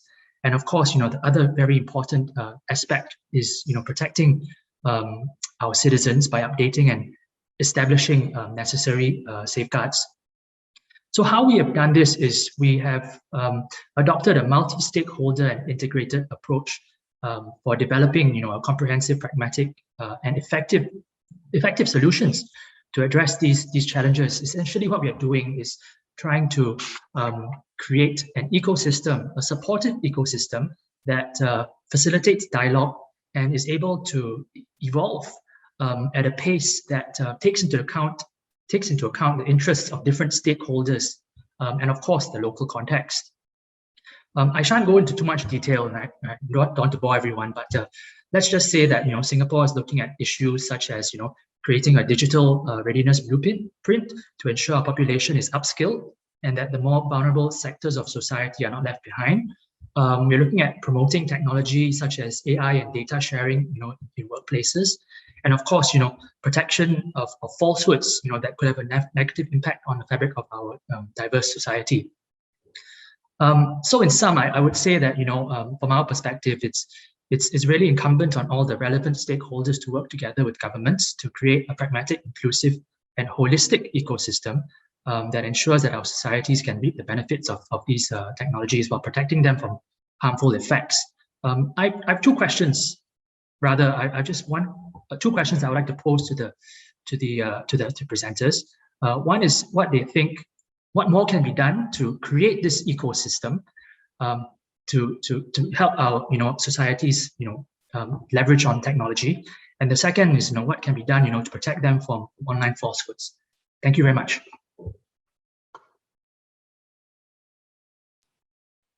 Thank you very much. Next, we have Mr. Ralf Schwer from the German Permanent Mission. Mr. Schwer, please. Thank you, Charlotte, for giving me the floor, and congratulations to the organizers for this timely and extremely interesting virtual event. I'll try to be brief. As mentioned, new and emergent technologies have put the focus on human rights, such as the right to privacy in the digital age, with Germany, together with Brazil, is in the core group running the resolution in that name in the Human Rights Council. Tech innovations have complicated our understanding of human rights. We now have to look at the digital dimension entailed in almost all human rights. And secondly, tech companies have a growing human rights relevance, of course. Now, in response in the EU, we have adopted regulations like the General Data Protection Regulation. We look at how to counter disinformation, and we think about how to ensure that AI algorithms do not replicate and augment existing biases leading to discrimination. Now, when we talk about regulation of new tech, it is clear that we need a human rights-based approach with human dignity at its core that aims at preventing human rights violations and abuses and respects the rule of law, that has human oversight, and that looks also at gender equality. Now, one of the many challenges we are facing is the various silos in which the regulation of new technologies are discussed in the Human Rights Council, in the Council of Europe, in UNESCO, in the General Assembly, in companies themselves. And my question to the panel would be, what else and what more can we do to break down those silos and bring together the different streams of the debate? And I thank you very much. Thank you very much. Next, we have Alexander Kapustin from the Deputy German Representative of Ukraine, so from Ukraine. Thank you, Madam Chair. Excellencies, distinguished participants, I wish to thank the members of the core group on UN emerging technologies for organizing this important discussion.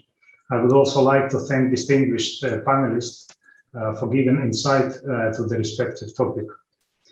Digital transformation with a particular emphasis on empowering individuals is one of the overarching priorities of the state policy of Ukraine. In 2019, the President of Ukraine has initiated the creation of the Ministry of Digital Transformation, which is specifically tasked with turning Ukraine into an advanced digital state with equal opportunities for everyone. Since then, Ukraine has become the first country in the world that has successfully introduced the digital passport for all its citizens and forced in Europe to enact digital driver's license. One of the most important achievements is also the launch of digital portal DIA, developed to simplify access to state service over the internet while paying specific attention to expansion of opportunities for marginalized and vulnerable groups as well as youth and young parents. Another important objective of Ukraine's policy in the field of technology is bridging digital divide.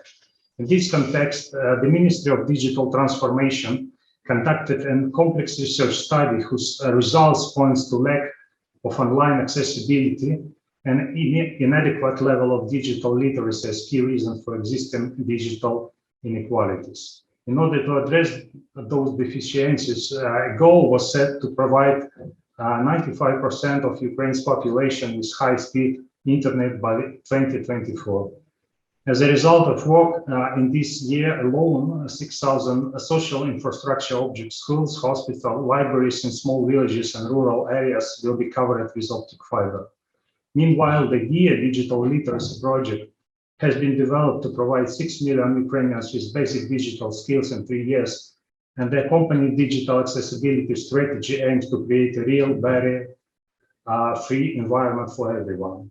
While taking concrete steps at the implementation of digitalization and high-tech solutions in line with high human rights standards, Ukraine is open for interaction with international partners in this field. Touching upon broader landscape of new and emerging technologies, one can say that modern stage of development of human civilization can be called as era of digital information, big data, artificial intelligence, but also biotechnology, including synthetic biology and other related technologies. The new and emerging technologies have the potential to help human beings maximize their benefits. At the same time, we have to recognize the growing risk associated with their dual use implication and possible disregard of the fundamental human rights. Finding the right balance between technological developments and human rights protection is therefore an urgent matter. They all always catch up with human relations that undergo constant dynamic development. The human rights are no exception. New technologies which have been actively introduced since mid-20th century have provided people with a number of new opportunities. A person who did not have access to such technology could not always fully satisfy the needs that arise in the realities of the modern world. Thus, at the turn of the millennium, it became clear that the legal consolidation of the full range of individual rights associated with the use of scientific and technological advances is an objective necessity. Thus, the concept of the rights of the new fourth generation appear. Today, they are not fully codified yet. Their distinct list cannot be found in regulations. However, this does not mean that the process of recognizing and consolidation of rights of the fourth generation has not begun. A number of standards already exist and should serve as a starting point. States should also make sure that the private sector, which bears the responsibility for the development of new and emerging technologies, uphold human rights standards.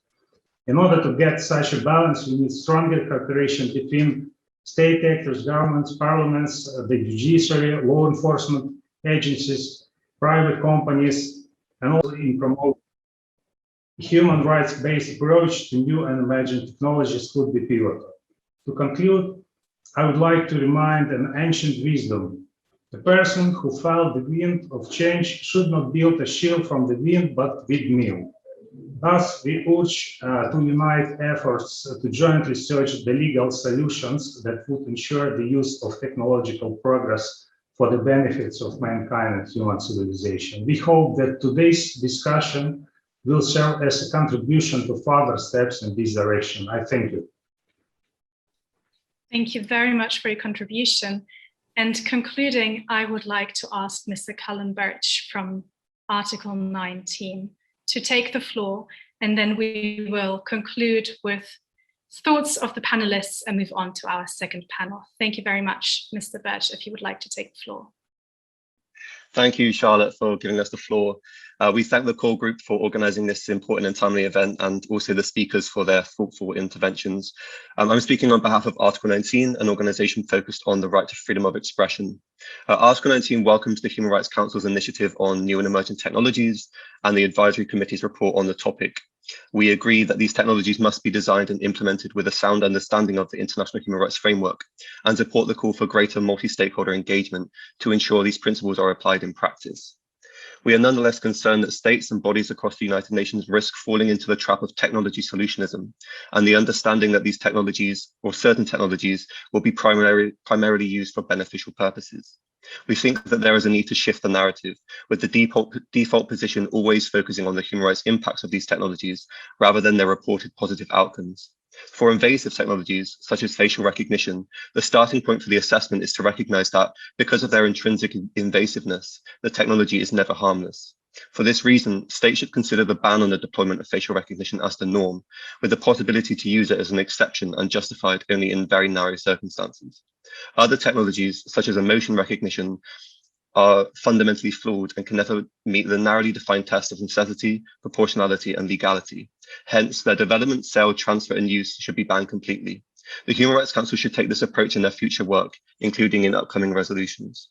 We support calls for greater communication and collaboration between different stakeholders, such as the Human Rights Council and the ITU, to ensure that norms and standards on new and emerging technologies are consistent with human rights.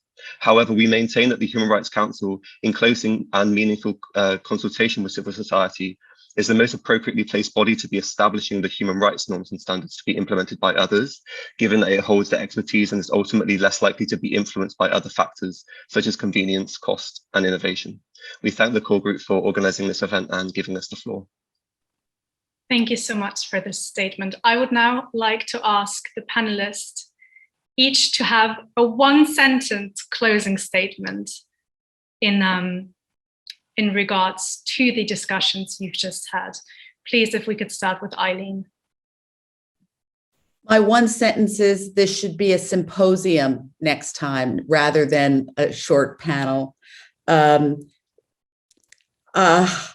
I guess the bottom line is the UN needs to play a role in advocating for the continued relevance of the international human rights law framework, build the ecosystem, as the Singapore ambassador said, and experiment with multi-stakeholder processes. Wonderful. Thank you. I'm afraid one sentence. Julie, if I could ask you, please. Oh, yes, thank you. Yes, just one sentence. I think two important words for human rights and emerging technologies are proactivity and collaboration between different set of actors. I think this is extremely urgent now. Thank you. Perfect, thank you. And Stephen, if you have a last sentence for this panel, please. I'm fortunate enough that my last sentence comes after two brilliant women speak, so I will just say I agree with everything they said. That is a perfect ending sentence, I believe. And that was a very insightful panel. So thank you to all the panelists.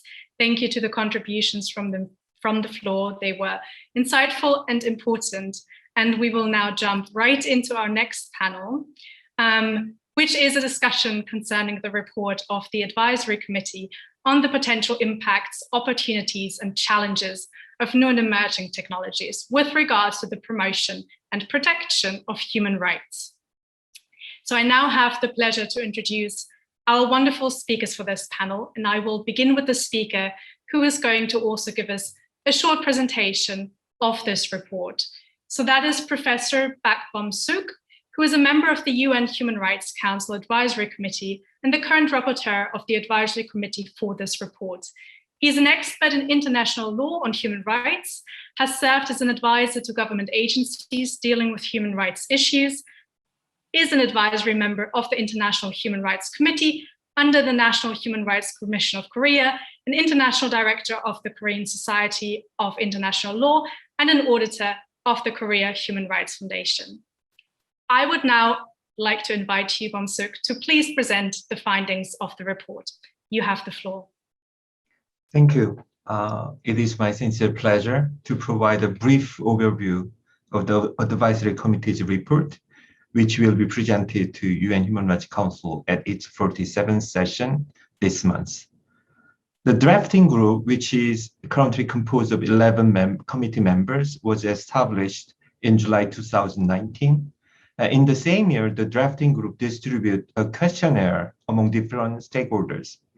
More than 100 responses were received from individual states, UN special procedures, civil society, and academic institutions. In addition, the drafting group and the entire committee has held several meetings to discuss the topic and the different views expressed by the member states and other stakeholders in those meetings. To discuss the human rights impact arising from new technologies, this report has several basic assumptions. First, it is an oversimplification to argue that technology are neutral objects and that negative consequences are purely the result of human misusing them. Technologies, not just the users, also have human rights consequences by limiting users' enjoyment of human rights or influencing a policy restricting individuals' liberties. The second assumption of this report is that the impact of technological systems on human rights cannot be understood or addressed in isolation.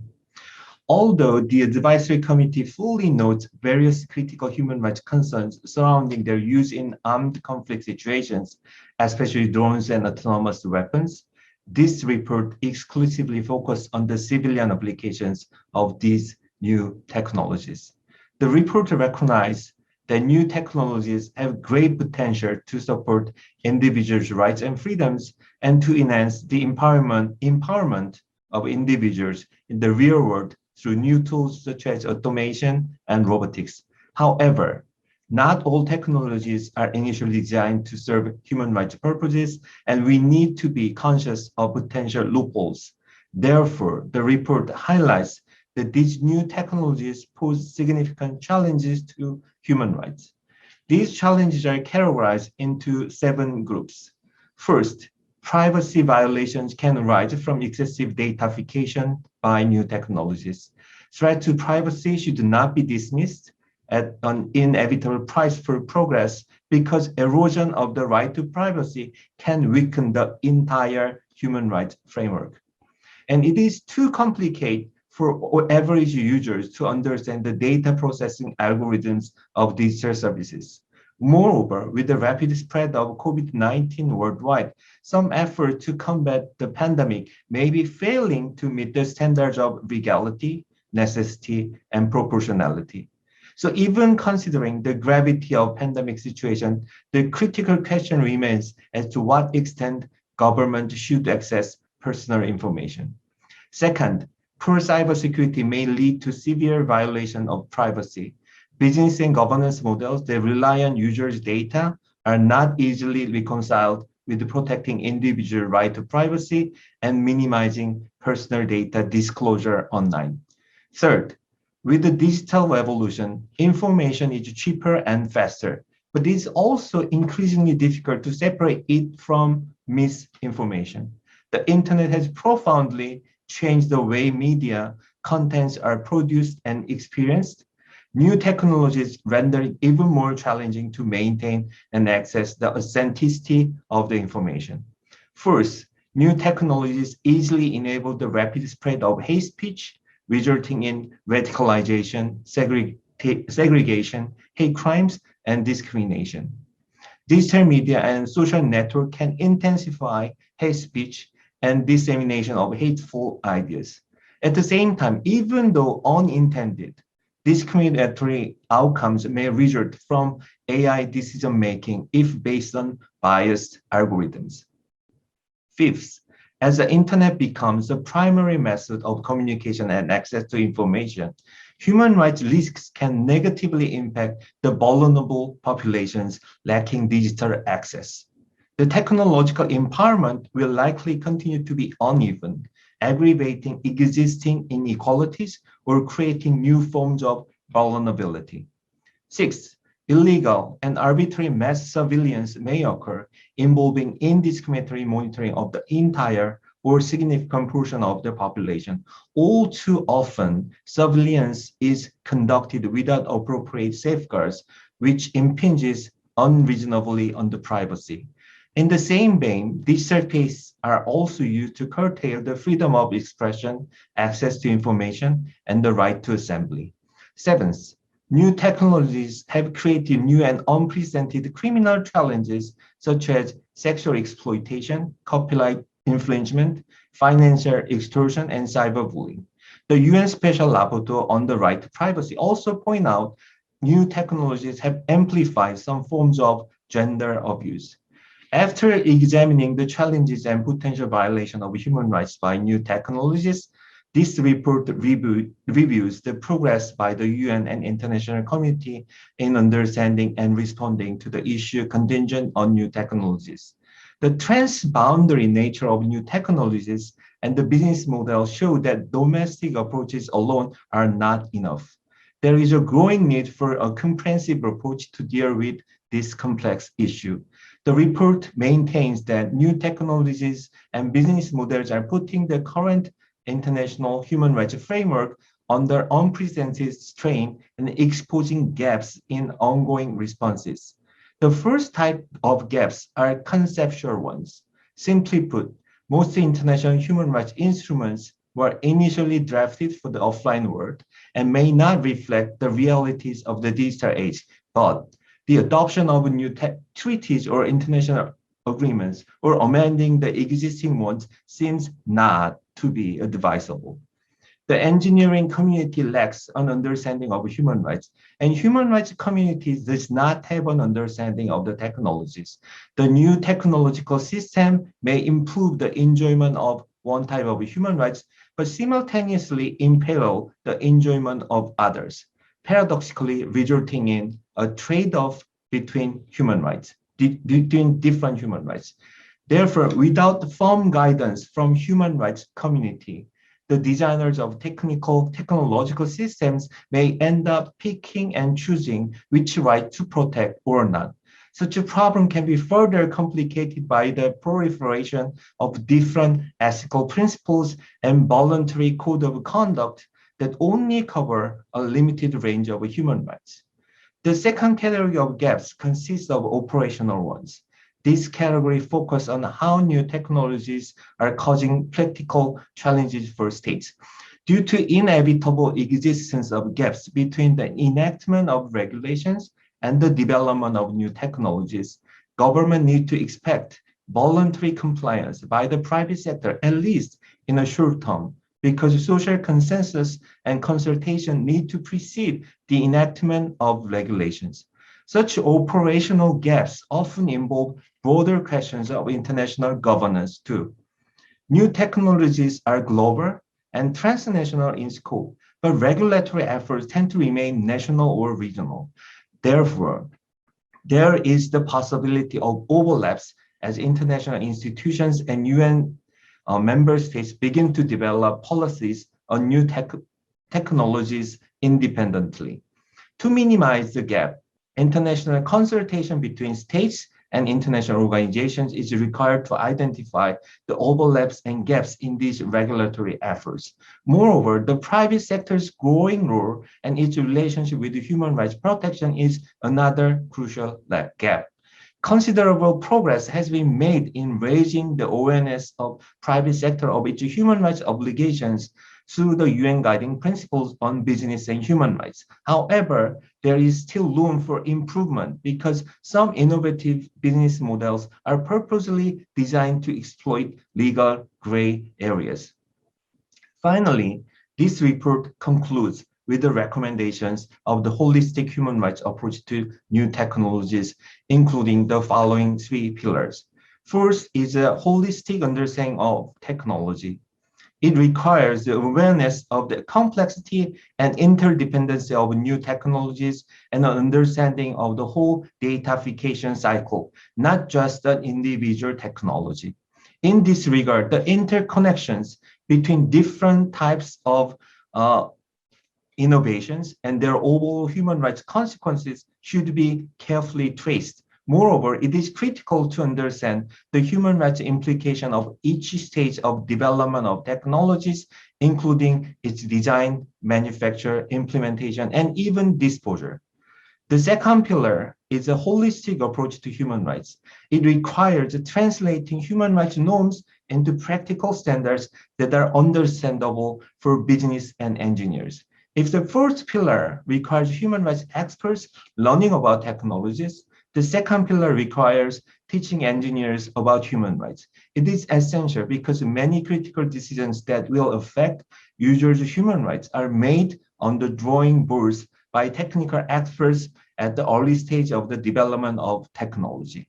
Designing process need to consider universal human rights, including economic, social, and cultural rights, as well as the rights of women, persons with a disability, children, and other vulnerable groups.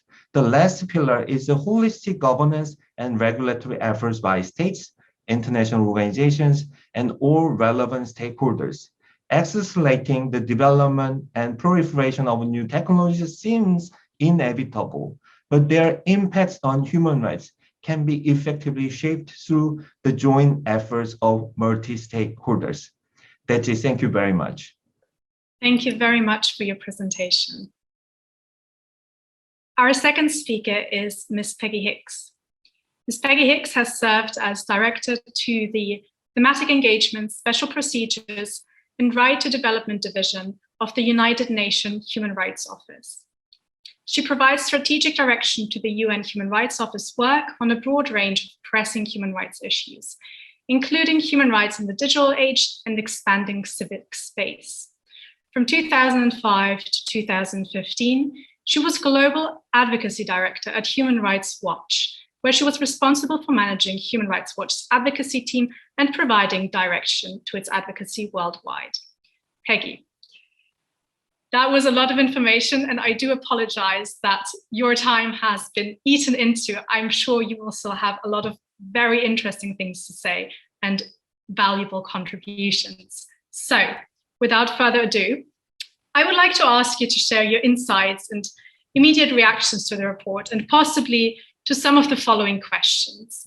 So, one of the findings of the study is that there seems to be a growing disparity between the complex human rights issues created by new technologies and the lack of adequate platforms, processes, and resources for human rights mechanisms. So do you agree? And what options do you see to possibly react to this situation?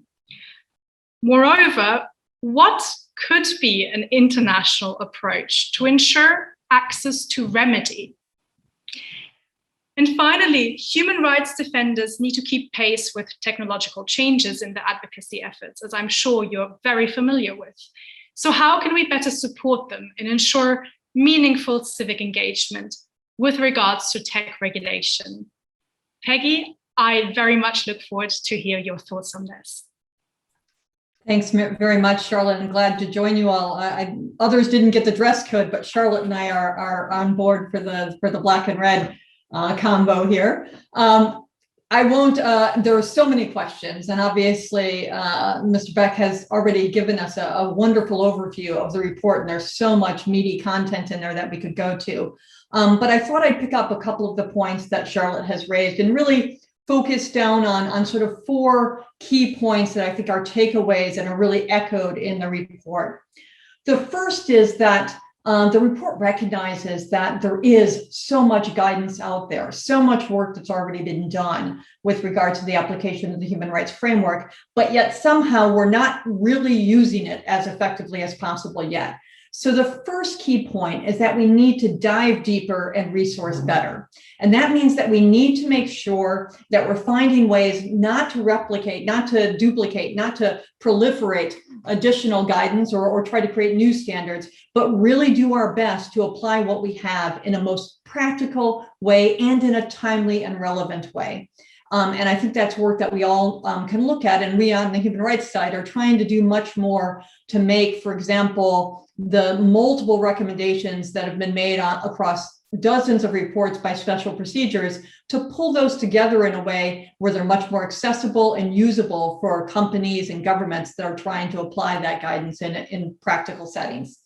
In terms of resourcing better, I think we also need to really look at how we are able to provide authoritative guidance to governments and to pull together those resources in a way that can be more effective. We've got a proliferation of models developing across national, regional, and international frameworks, and it's often hard to understand which of those models are really based on the human rights guidance. And I do think one of the ideas that we've floated around is the idea of something like a Venice Commission that would be able to really help and provide advisory opinions and support in a more accurate way and a more accessible way for those that are trying to navigate the difficult space that we've heard about for the real bulk of this panel. I'd emphasize, though, for those that may be despairing after all this, given the complexities, that we've made real progress. The human rights framework, as Eileen Donohoe referenced,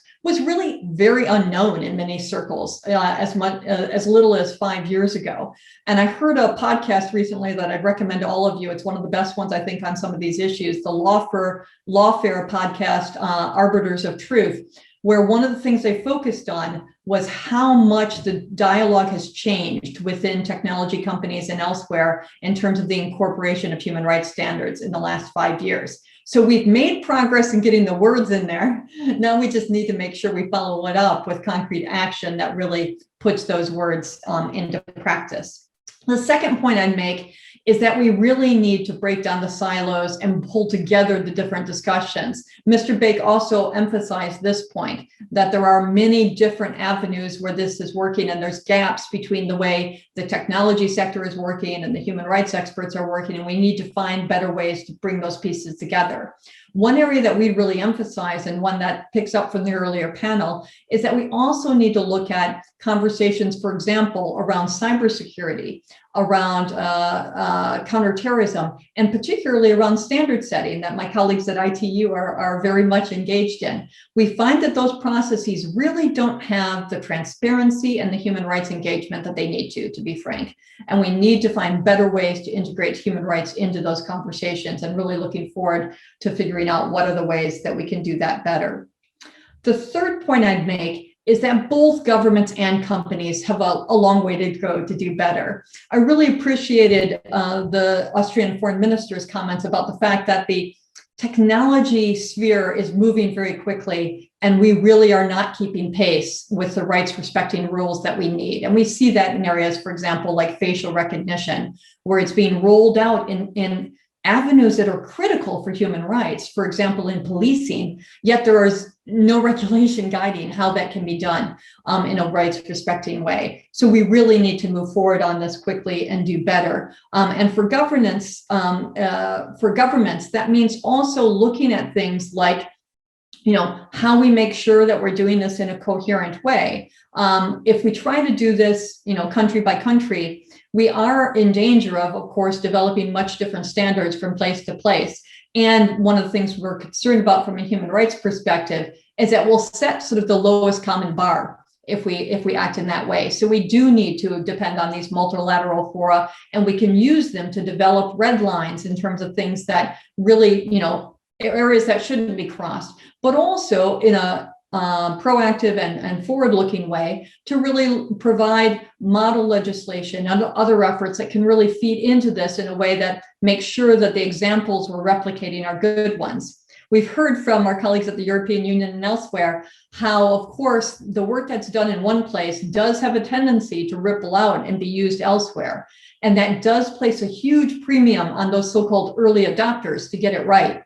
Unfortunately, we do see that, some real concerns arising in the way that states and others have taken up these issues. And we really want to make sure that we don't legislate quickly, but in a way that really infringes on rights. And we see that, for example, in online content areas where quick timeframes are being put in place on things like terrorist content that we are concerned will lead to overbroad interpretations that will infringe on free expression and not actually accomplish their goals as effectively as we'd like to see. Companies too, though, have a lot more to do. I'll try to cut I only have one more point, cut my comments short here, but one of the areas my office is working very extensively on is our BTEC project, which is really about how we take the UN guiding principles on business and human rights that give us some of those answers we're looking for, Charlotte, in the area of remedy and accountability, and can help us look at both state responsibilities, states' obligations, and companies' responsibilities in this space. The guiding principles on business and human rights, celebrating their 10th year this year, are a framework that gives us the tools to look at how companies cause, contribute, and are linked in to human rights violations, and specifically what they need to do when that happens. But they haven't been applied as easily or effectively in the tech sector as they might have been, for example, in the extractives or in areas where there's a clearer supply chain. Here, the digital supply chain, of course, can reach to millions, potentially even billions of users globally. So figuring out how we apply it effectively in that space is what our BTEC project is about, and we really look forward to working with all of you on that front. Finally, I'll close with my fourth point, which is about the fact that we have to, and I heard this from some of our speakers, but I think it's an important point to close on, we have to recognize the crucial role of civil society in these discussions, equations, and solutions. Unfortunately, I think we hear a lot of recognition about the role that civil society can and should play, but the reality is they are incredibly constrained in their ability to play that important role right now for a variety of reasons. For it's issues of resources, transparency, and also, of course, real openness to including them. On the resources side, the first starting point is the one that we heard so eloquently stated by my colleague from ITU and by Eileen Donohoe. if you don't have access to the internet, you have a problem. And of course, that is something that really applies for many groups. They may be working in areas where they are not able to use these tools because they simply do not have that digital access. But we also know it's not just places where it's not available for everybody. We also see specific shutdowns and denials of service focused on civil society and those that we want to engage. And lots of good reporting is happening on the way that those impact not just rights in the civil and political sphere, but economic and social rights as well. So we really need to address internet shutdowns and denials of service.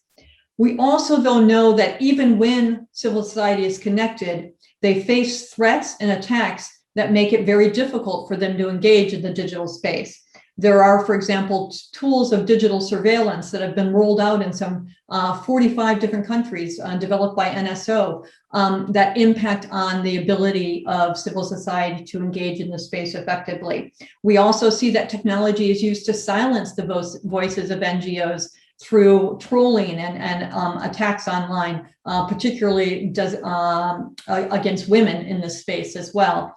And then finally, I'd say that to address those issues, we have to address the resilience of our civil society actors. We have to give them that space at the table, but we also have to give them the tools to push back on these constraints that they face in being part of the space. And recognize, of course, that when we're addressing the online problems, it is inherently connected to what happens to them offline. So we need to look at it in a holistic way, as Mr. Bake has emphasized as well. So those are the 4 key points I'd make. They're all, I think, follow very well on the report, which is a great contribution in the space. And thanks for giving me the time to address you all. Thank you so much. This has been very informative and thought-provoking and very on point. So we have a list of speakers now for statements from the floor. And if you would like to speak as well, I invite you to raise your hand virtually. Please try and keep your interventions short and to the point. So we will be having interventions from the United Kingdom, the International Development and Law Organization, Women in AI, Slovenia, the Dominican Republic, and Canada.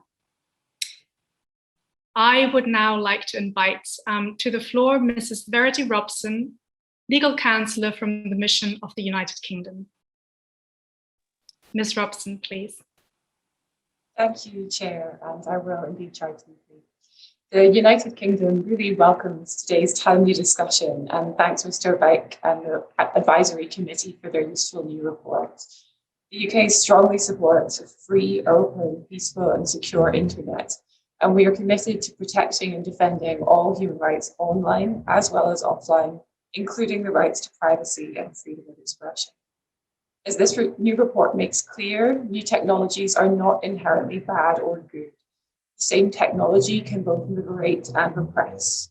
States have a responsibility to ensure that new technologies are used in a way that meets their human rights obligations. The Human Rights Council has a vital role to play in developing a rights framework to inform and influence the development and application of new technologies. We must reach out to those shaping the technology of the future and encourage dialogue and collaboration. This will require genuine international cooperation in light of the global implications of new technologies and our growing interdependencies. The UK therefore welcomes the report's focus on inclusive and multi-stakeholder approaches, which are vital to effective cooperation on these issues. While states are responsible for protecting human rights, all stakeholders have a role to play if we are to successfully harness the benefits that derive from new and emerging digital technologies and push back against those who seek to use them to undermine human rights. Thank you. Thank you very much.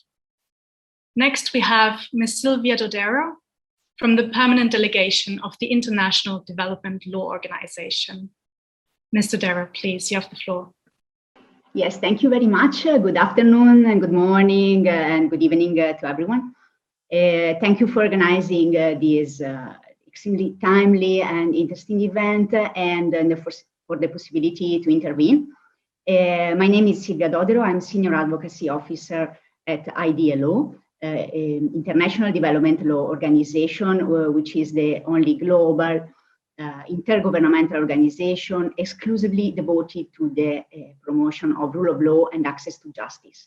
And this is why I want to thank Germany for the reference to the importance of the respect of rule of law, and also Ms. Peggy Hicks for her focus on the importance of access to remedies and accountability. And I would like to address a question to Ms. Peggy Hicks, also considering our cooperation over the past years, and asking if she may focus and elaborate a bit more on the ways in which to assist member states in developing appropriate actions and policies to close the digital divide in order to guarantee access to justice, especially for vulnerable and marginalized groups, because we consider access to justice as an essential enabler of human rights. Thank you. Over. Thank you very much. And I would suggest that we are going to pose that question to Peggy at the end of the floor. So next we have Ms. Karina Sedmeier from Women in AI. Karina, you have the floor, please. Thank you very much. Thank you very much to the permanent missions of Austria, the Republic of Korea, Brazil, Denmark, Morocco, Singapore, and the Office of the High Commissioner for convening this very important meeting. We very much welcome the findings of the report, and we are very much looking forward to reading them. Also, a big thank you to everyone who highlighted the role of NGOs in this process. My name is Karina Sedmeier, and I'm here as a representative of Women in Artificial Intelligence, a global nonprofit working towards increasing female representation and participation in the field of AI. We have more than 6,000 members from over 100 countries. And just to react also to what Ms. Hicks said, we are an interdisciplinary organization, and we are trying to break the silos through helping developers understand the role of human rights and social scientists to get inspired in the field of tech. As you all know, AI is a very powerful technology. It can help us predict and prevent conflicts and natural disasters, and even fight a pandemic. But also it brings a lot of challenges. To highlight a few of them, AI, especially machine learning, is used to take decisions with far-reaching implications for our lives, often without us even being aware and no mechanisms to complain. As mentioned several times today, AI algorithms and datasets can reflect unfair biases we have in our societies and can even reinforce discrimination through the perception of machine neutrality. It is the role of all of us, the Council, states, companies, and NGOs, to make sure that the technology is used in a way to help us reduce discrimination and create a fairer society. AI only works if it works for all, and diversity is key. But today, only 22% of AI professionals globally are women. Ladies and gentlemen, there is not only a global digital divide, but also a global gender divide that needs to be closed. Therefore, we urge the Council to increase its work on artificial intelligence and the impact of AI technology on human rights, with a special focus on the topic of bias and how to include everyone, especially women and girls, in the process of shaping the future that we want to live in. Also, human rights play a tremendous role in the design, development, and deployment of AI technology. Therefore, we also ask the Council to take a look at the guiding principles for business and human rights and consider elaborating a human rights impact assessment for the ones developing the technology, but also for the ones using the technology, including states and international organizations. We are observing the work done by the Council with great interest, and we are looking forward to the upcoming resolution and to actively engage in future discussions. Thank you. Thank you very much. Next, I would like to invite Ms. Sabina Carli from the Permanent Mission of Slovenia to the floor. Ms. Carli, please. Thank you so much. Thank you to today's speakers, to the core group and the Office of the High Commissioner for organizing today's event and really sharing some very interesting insights into the sphere. Slovenia is a strong supporter of promoting a responsible, human-centered approach to development and use of digital technologies with a particular focus on artificial intelligence, showing Slovenia's strong commitment to the introduction of advanced technologies technologies where AI is of particular importance, Ljubljana is hosting a UNESCO International Research Center on Artificial Intelligence. We are a founding member of the Global Partnership on Artificial Intelligence called GPAY and active supporter of the Council of Europe's ongoing work in the Ad Hoc Committee on Artificial Intelligence, CAHAI, which has already been mentioned today during the discussions.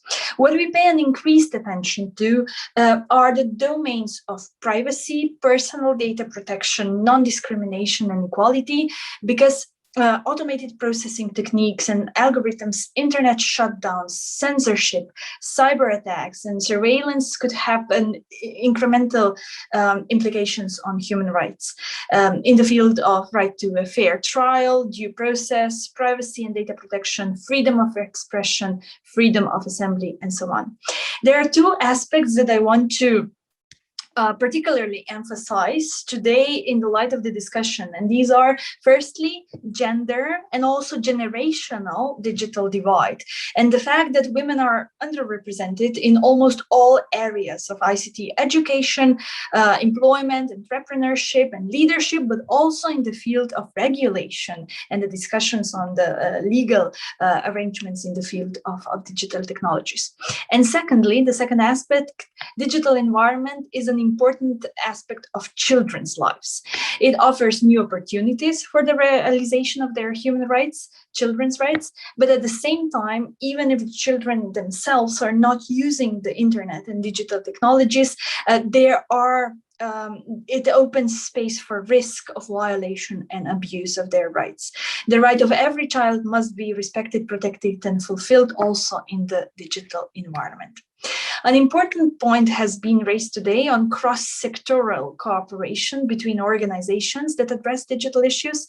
While there is a number of international forums where the challenges that the new technologies bring are opened, Slovenia sees a particularly important role that the Human Rights Council needs to play in this regard. And we are looking forward to working with you, with the core group on this topic at the upcoming council and also in the future. Thank you so much. Thank you very much. Next up, we're going to have Christian Roy, First Secretary from Cybersecurity and Digital Affairs from the Permanent Mission of Canada to the United Nations and the World Trade Organization in Geneva. Christiane, if you would please take the floor. Thank you very much, and thank you very much to the core group for organizing this event, for the OHCHR, your contribution and your constant support to us, to member states. It's really, truly appreciated. And, you know, I've been working in this field for many, many years. And again, today, I'm learning of new actors in this field that I wasn't aware of. For instance, Mrs. Zeitmeyer's group on women in AI, and I'm very interested in reaching out to you. So really, these events are very important for the connections that we can establish. Canada also wants to express its gratitude to the Advisory Committee for preparing this report, which illuminates potential ways forward. It's really a pleasure to be amongst like-minded partners who strongly agree that human rights apply online and to all digital technologies. We must continue to work together now to identify how the international human rights framework applies to the design, development, implementation, and monitoring of the digital technologies, because we agree that international law must apply. Now we need to clarify the how and give the tools to all actors to do so. We have been hearing a very troubling narrative emerge internationally from various parts that our hard-fought international human rights framework may not be fit for purpose when it comes to digital technology. And Canada, of course, believes that this assessment is completely inaccurate or at the very least, perhaps premature. But in our view, human rights apply regardless of the technology or the innovations of the day. This narrative that it may not apply in the digital world also risks co-option from authoritarian forces wishing to undermine human rights. The fact that the international community has not yet completed a sufficient legal analysis on how the international human rights framework applies to digital technology is maybe a necessary step before determination can be made on whether conceptual gaps exist. Canada does acknowledge that there are many operational challenges that exist in applying international human rights framework to digital technologies, as the report does outline. And many of these challenges, including the lack of adequate resources for human rights mechanisms, they're not unique to technology. And we agree also with the report's recommendations that such challenges must be addressed through initiatives such as funding relevant research and adopting a multi-stakeholder approach, which is truly essential in this field of technology. And on this point, I'd like to briefly share an initiative that Canada is pursuing to this end. We are going to be partnering, or we are partnering, with Global Partners Digital, GPD, who are UK-based social purpose company, to develop a roadmap towards a legal analysis of how international human rights law applies to artificial intelligence. And of course, we would be pleased to update this group on this work in a year's time. And we're happy to connect with anyone who are in this session and who might be interested in collaborating in this. And as well as some of you may be aware, Canada will be chairing the Freedom Online Coalition. So the coalition is a group of states who are willingly associated to defend human rights in the online context. This year, we're under the chairmanship of Finland, and next year, Canada will be taking over. And we're looking forward to exploring how the Freedom Online Coalition and the Human Rights Council can continue to collaborate on these questions through a multi-stakeholder approach. Again, thank you very much for this session. It was extraordinarily informative. Have a good day. Thank you very much. So now to finalize our second panel of the day, I would like to ask our speakers for their closing statements. And again, I would invite you to keep them short and to the point. And maybe, Bamsuk, if I could ask you to kindly tell our audience as well where they can locate and read the report. So maybe if you could take the floor first, please. Okay, I just want to emphasize two things. I believe to effectively implement and enforce human rights framework to new technologies and to have a sustainable monitoring system, multi-stakeholder engagement, especially meaningful participation of civil society, is essential. Secondly, I also want to emphasize that it is necessary to expand the civic education on the linkage between new technology and human rights issues, especially noting of impact on marginalized and vulnerable groups of the society. That's it. Thank you. Peggy, if you would like to add your closing statement. Thanks very much. I have Sylvia's question to get to too, which was a great one, and I think it fits in well with the final point that I wanted to make, which is when we look at how best to assist member states in really important sectors like access to justice, I think one of the key tools that we have to look at is human rights due diligence and how we're using it.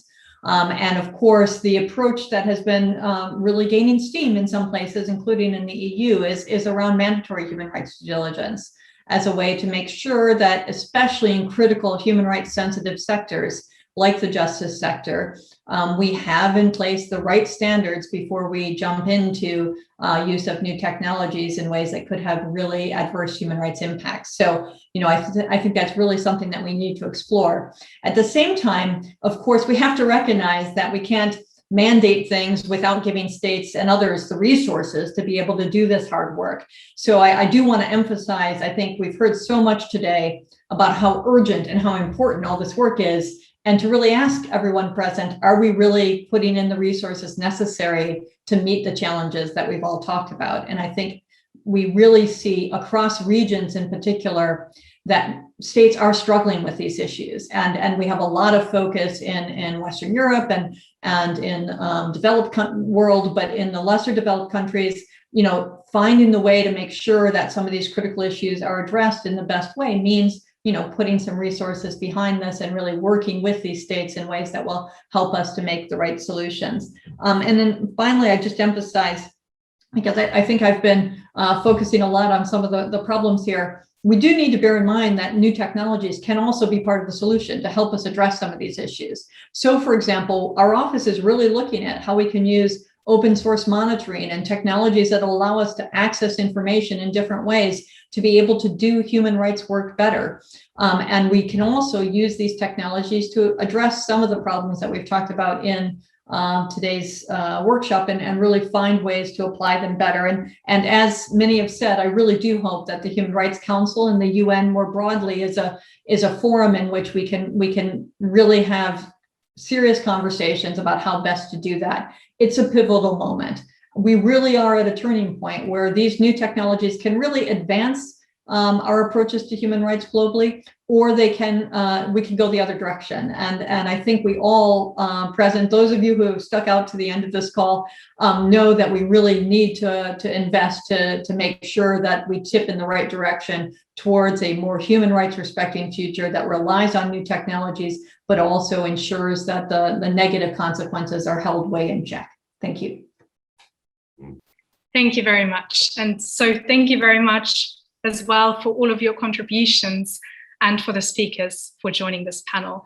The topic is obviously very timely and important, and I believe that a lot of necessary ground for further actions has been covered today. And I'm sure we're all very excited to see how these discussions will inform ongoing efforts. I now hand over to His Excellency Lee Tae-ho, Ambassador and Permanent Representative of the Republic of Korea to the United Nations in Geneva, for some closing remarks. Thank you. Thank you. Distinguished delegates, dear colleagues, ladies and gentlemen, in bringing this session to a close, I would like to express my sincere appreciation, my special thanks to the panelists, the moderator, and the audience for your valuable contributions. I believe your insightful observations and perspectives have made today's panel discussion such a useful and inspiring one. While digital transformation has brought about profound changes to our lives and society, its impacts, opportunities, and challenges relating to the enjoyment of human rights are not yet fully understood. In this context, today's discussion was a sobering reminder of the need to take a holistic and multi-stakeholder approach to further our common understanding of human rights implications of new technologies. Hearing from various voices on the ground, we could recognize the importance of breaking the silos that may exist between the human rights community and the tech industry so as to integrate human rights into the design and deployment of new technologies. We have also gained valuable insights today from key members of the advisory committee and the OHCHR on how the human rights pillar of the United Nations can play a role in clarifying human rights norms as they pertain to new technologies. For that matter, thank you once again. As reflected in the advisory committee's report, it is important that the Council and the OHCHR continue to expand their roles in providing guidance on how human rights standards apply in digital space. Dear distinguished guests, I'm certain that the takeaways from today's discussion will further deepen our understanding and accelerate our joint efforts to maximize the benefits of new technologies and curtail their unintended consequences. I appreciate once again your valuable input to the discussions. In closing this session, I would like to convey my sincere gratitude to the colleagues of the Austrian mission, the core group members, and the OHCHR for their valuable and close cooperation in organizing this virtual event. Finally, my deepest thanks are, of course, reserved for the DiploFoundation for its invaluable support that enabled this event to run smoothly. I look forward to seeing you all at the 47th session of the Council next week, and I wish you a pleasant morning and evening. Thank you very much.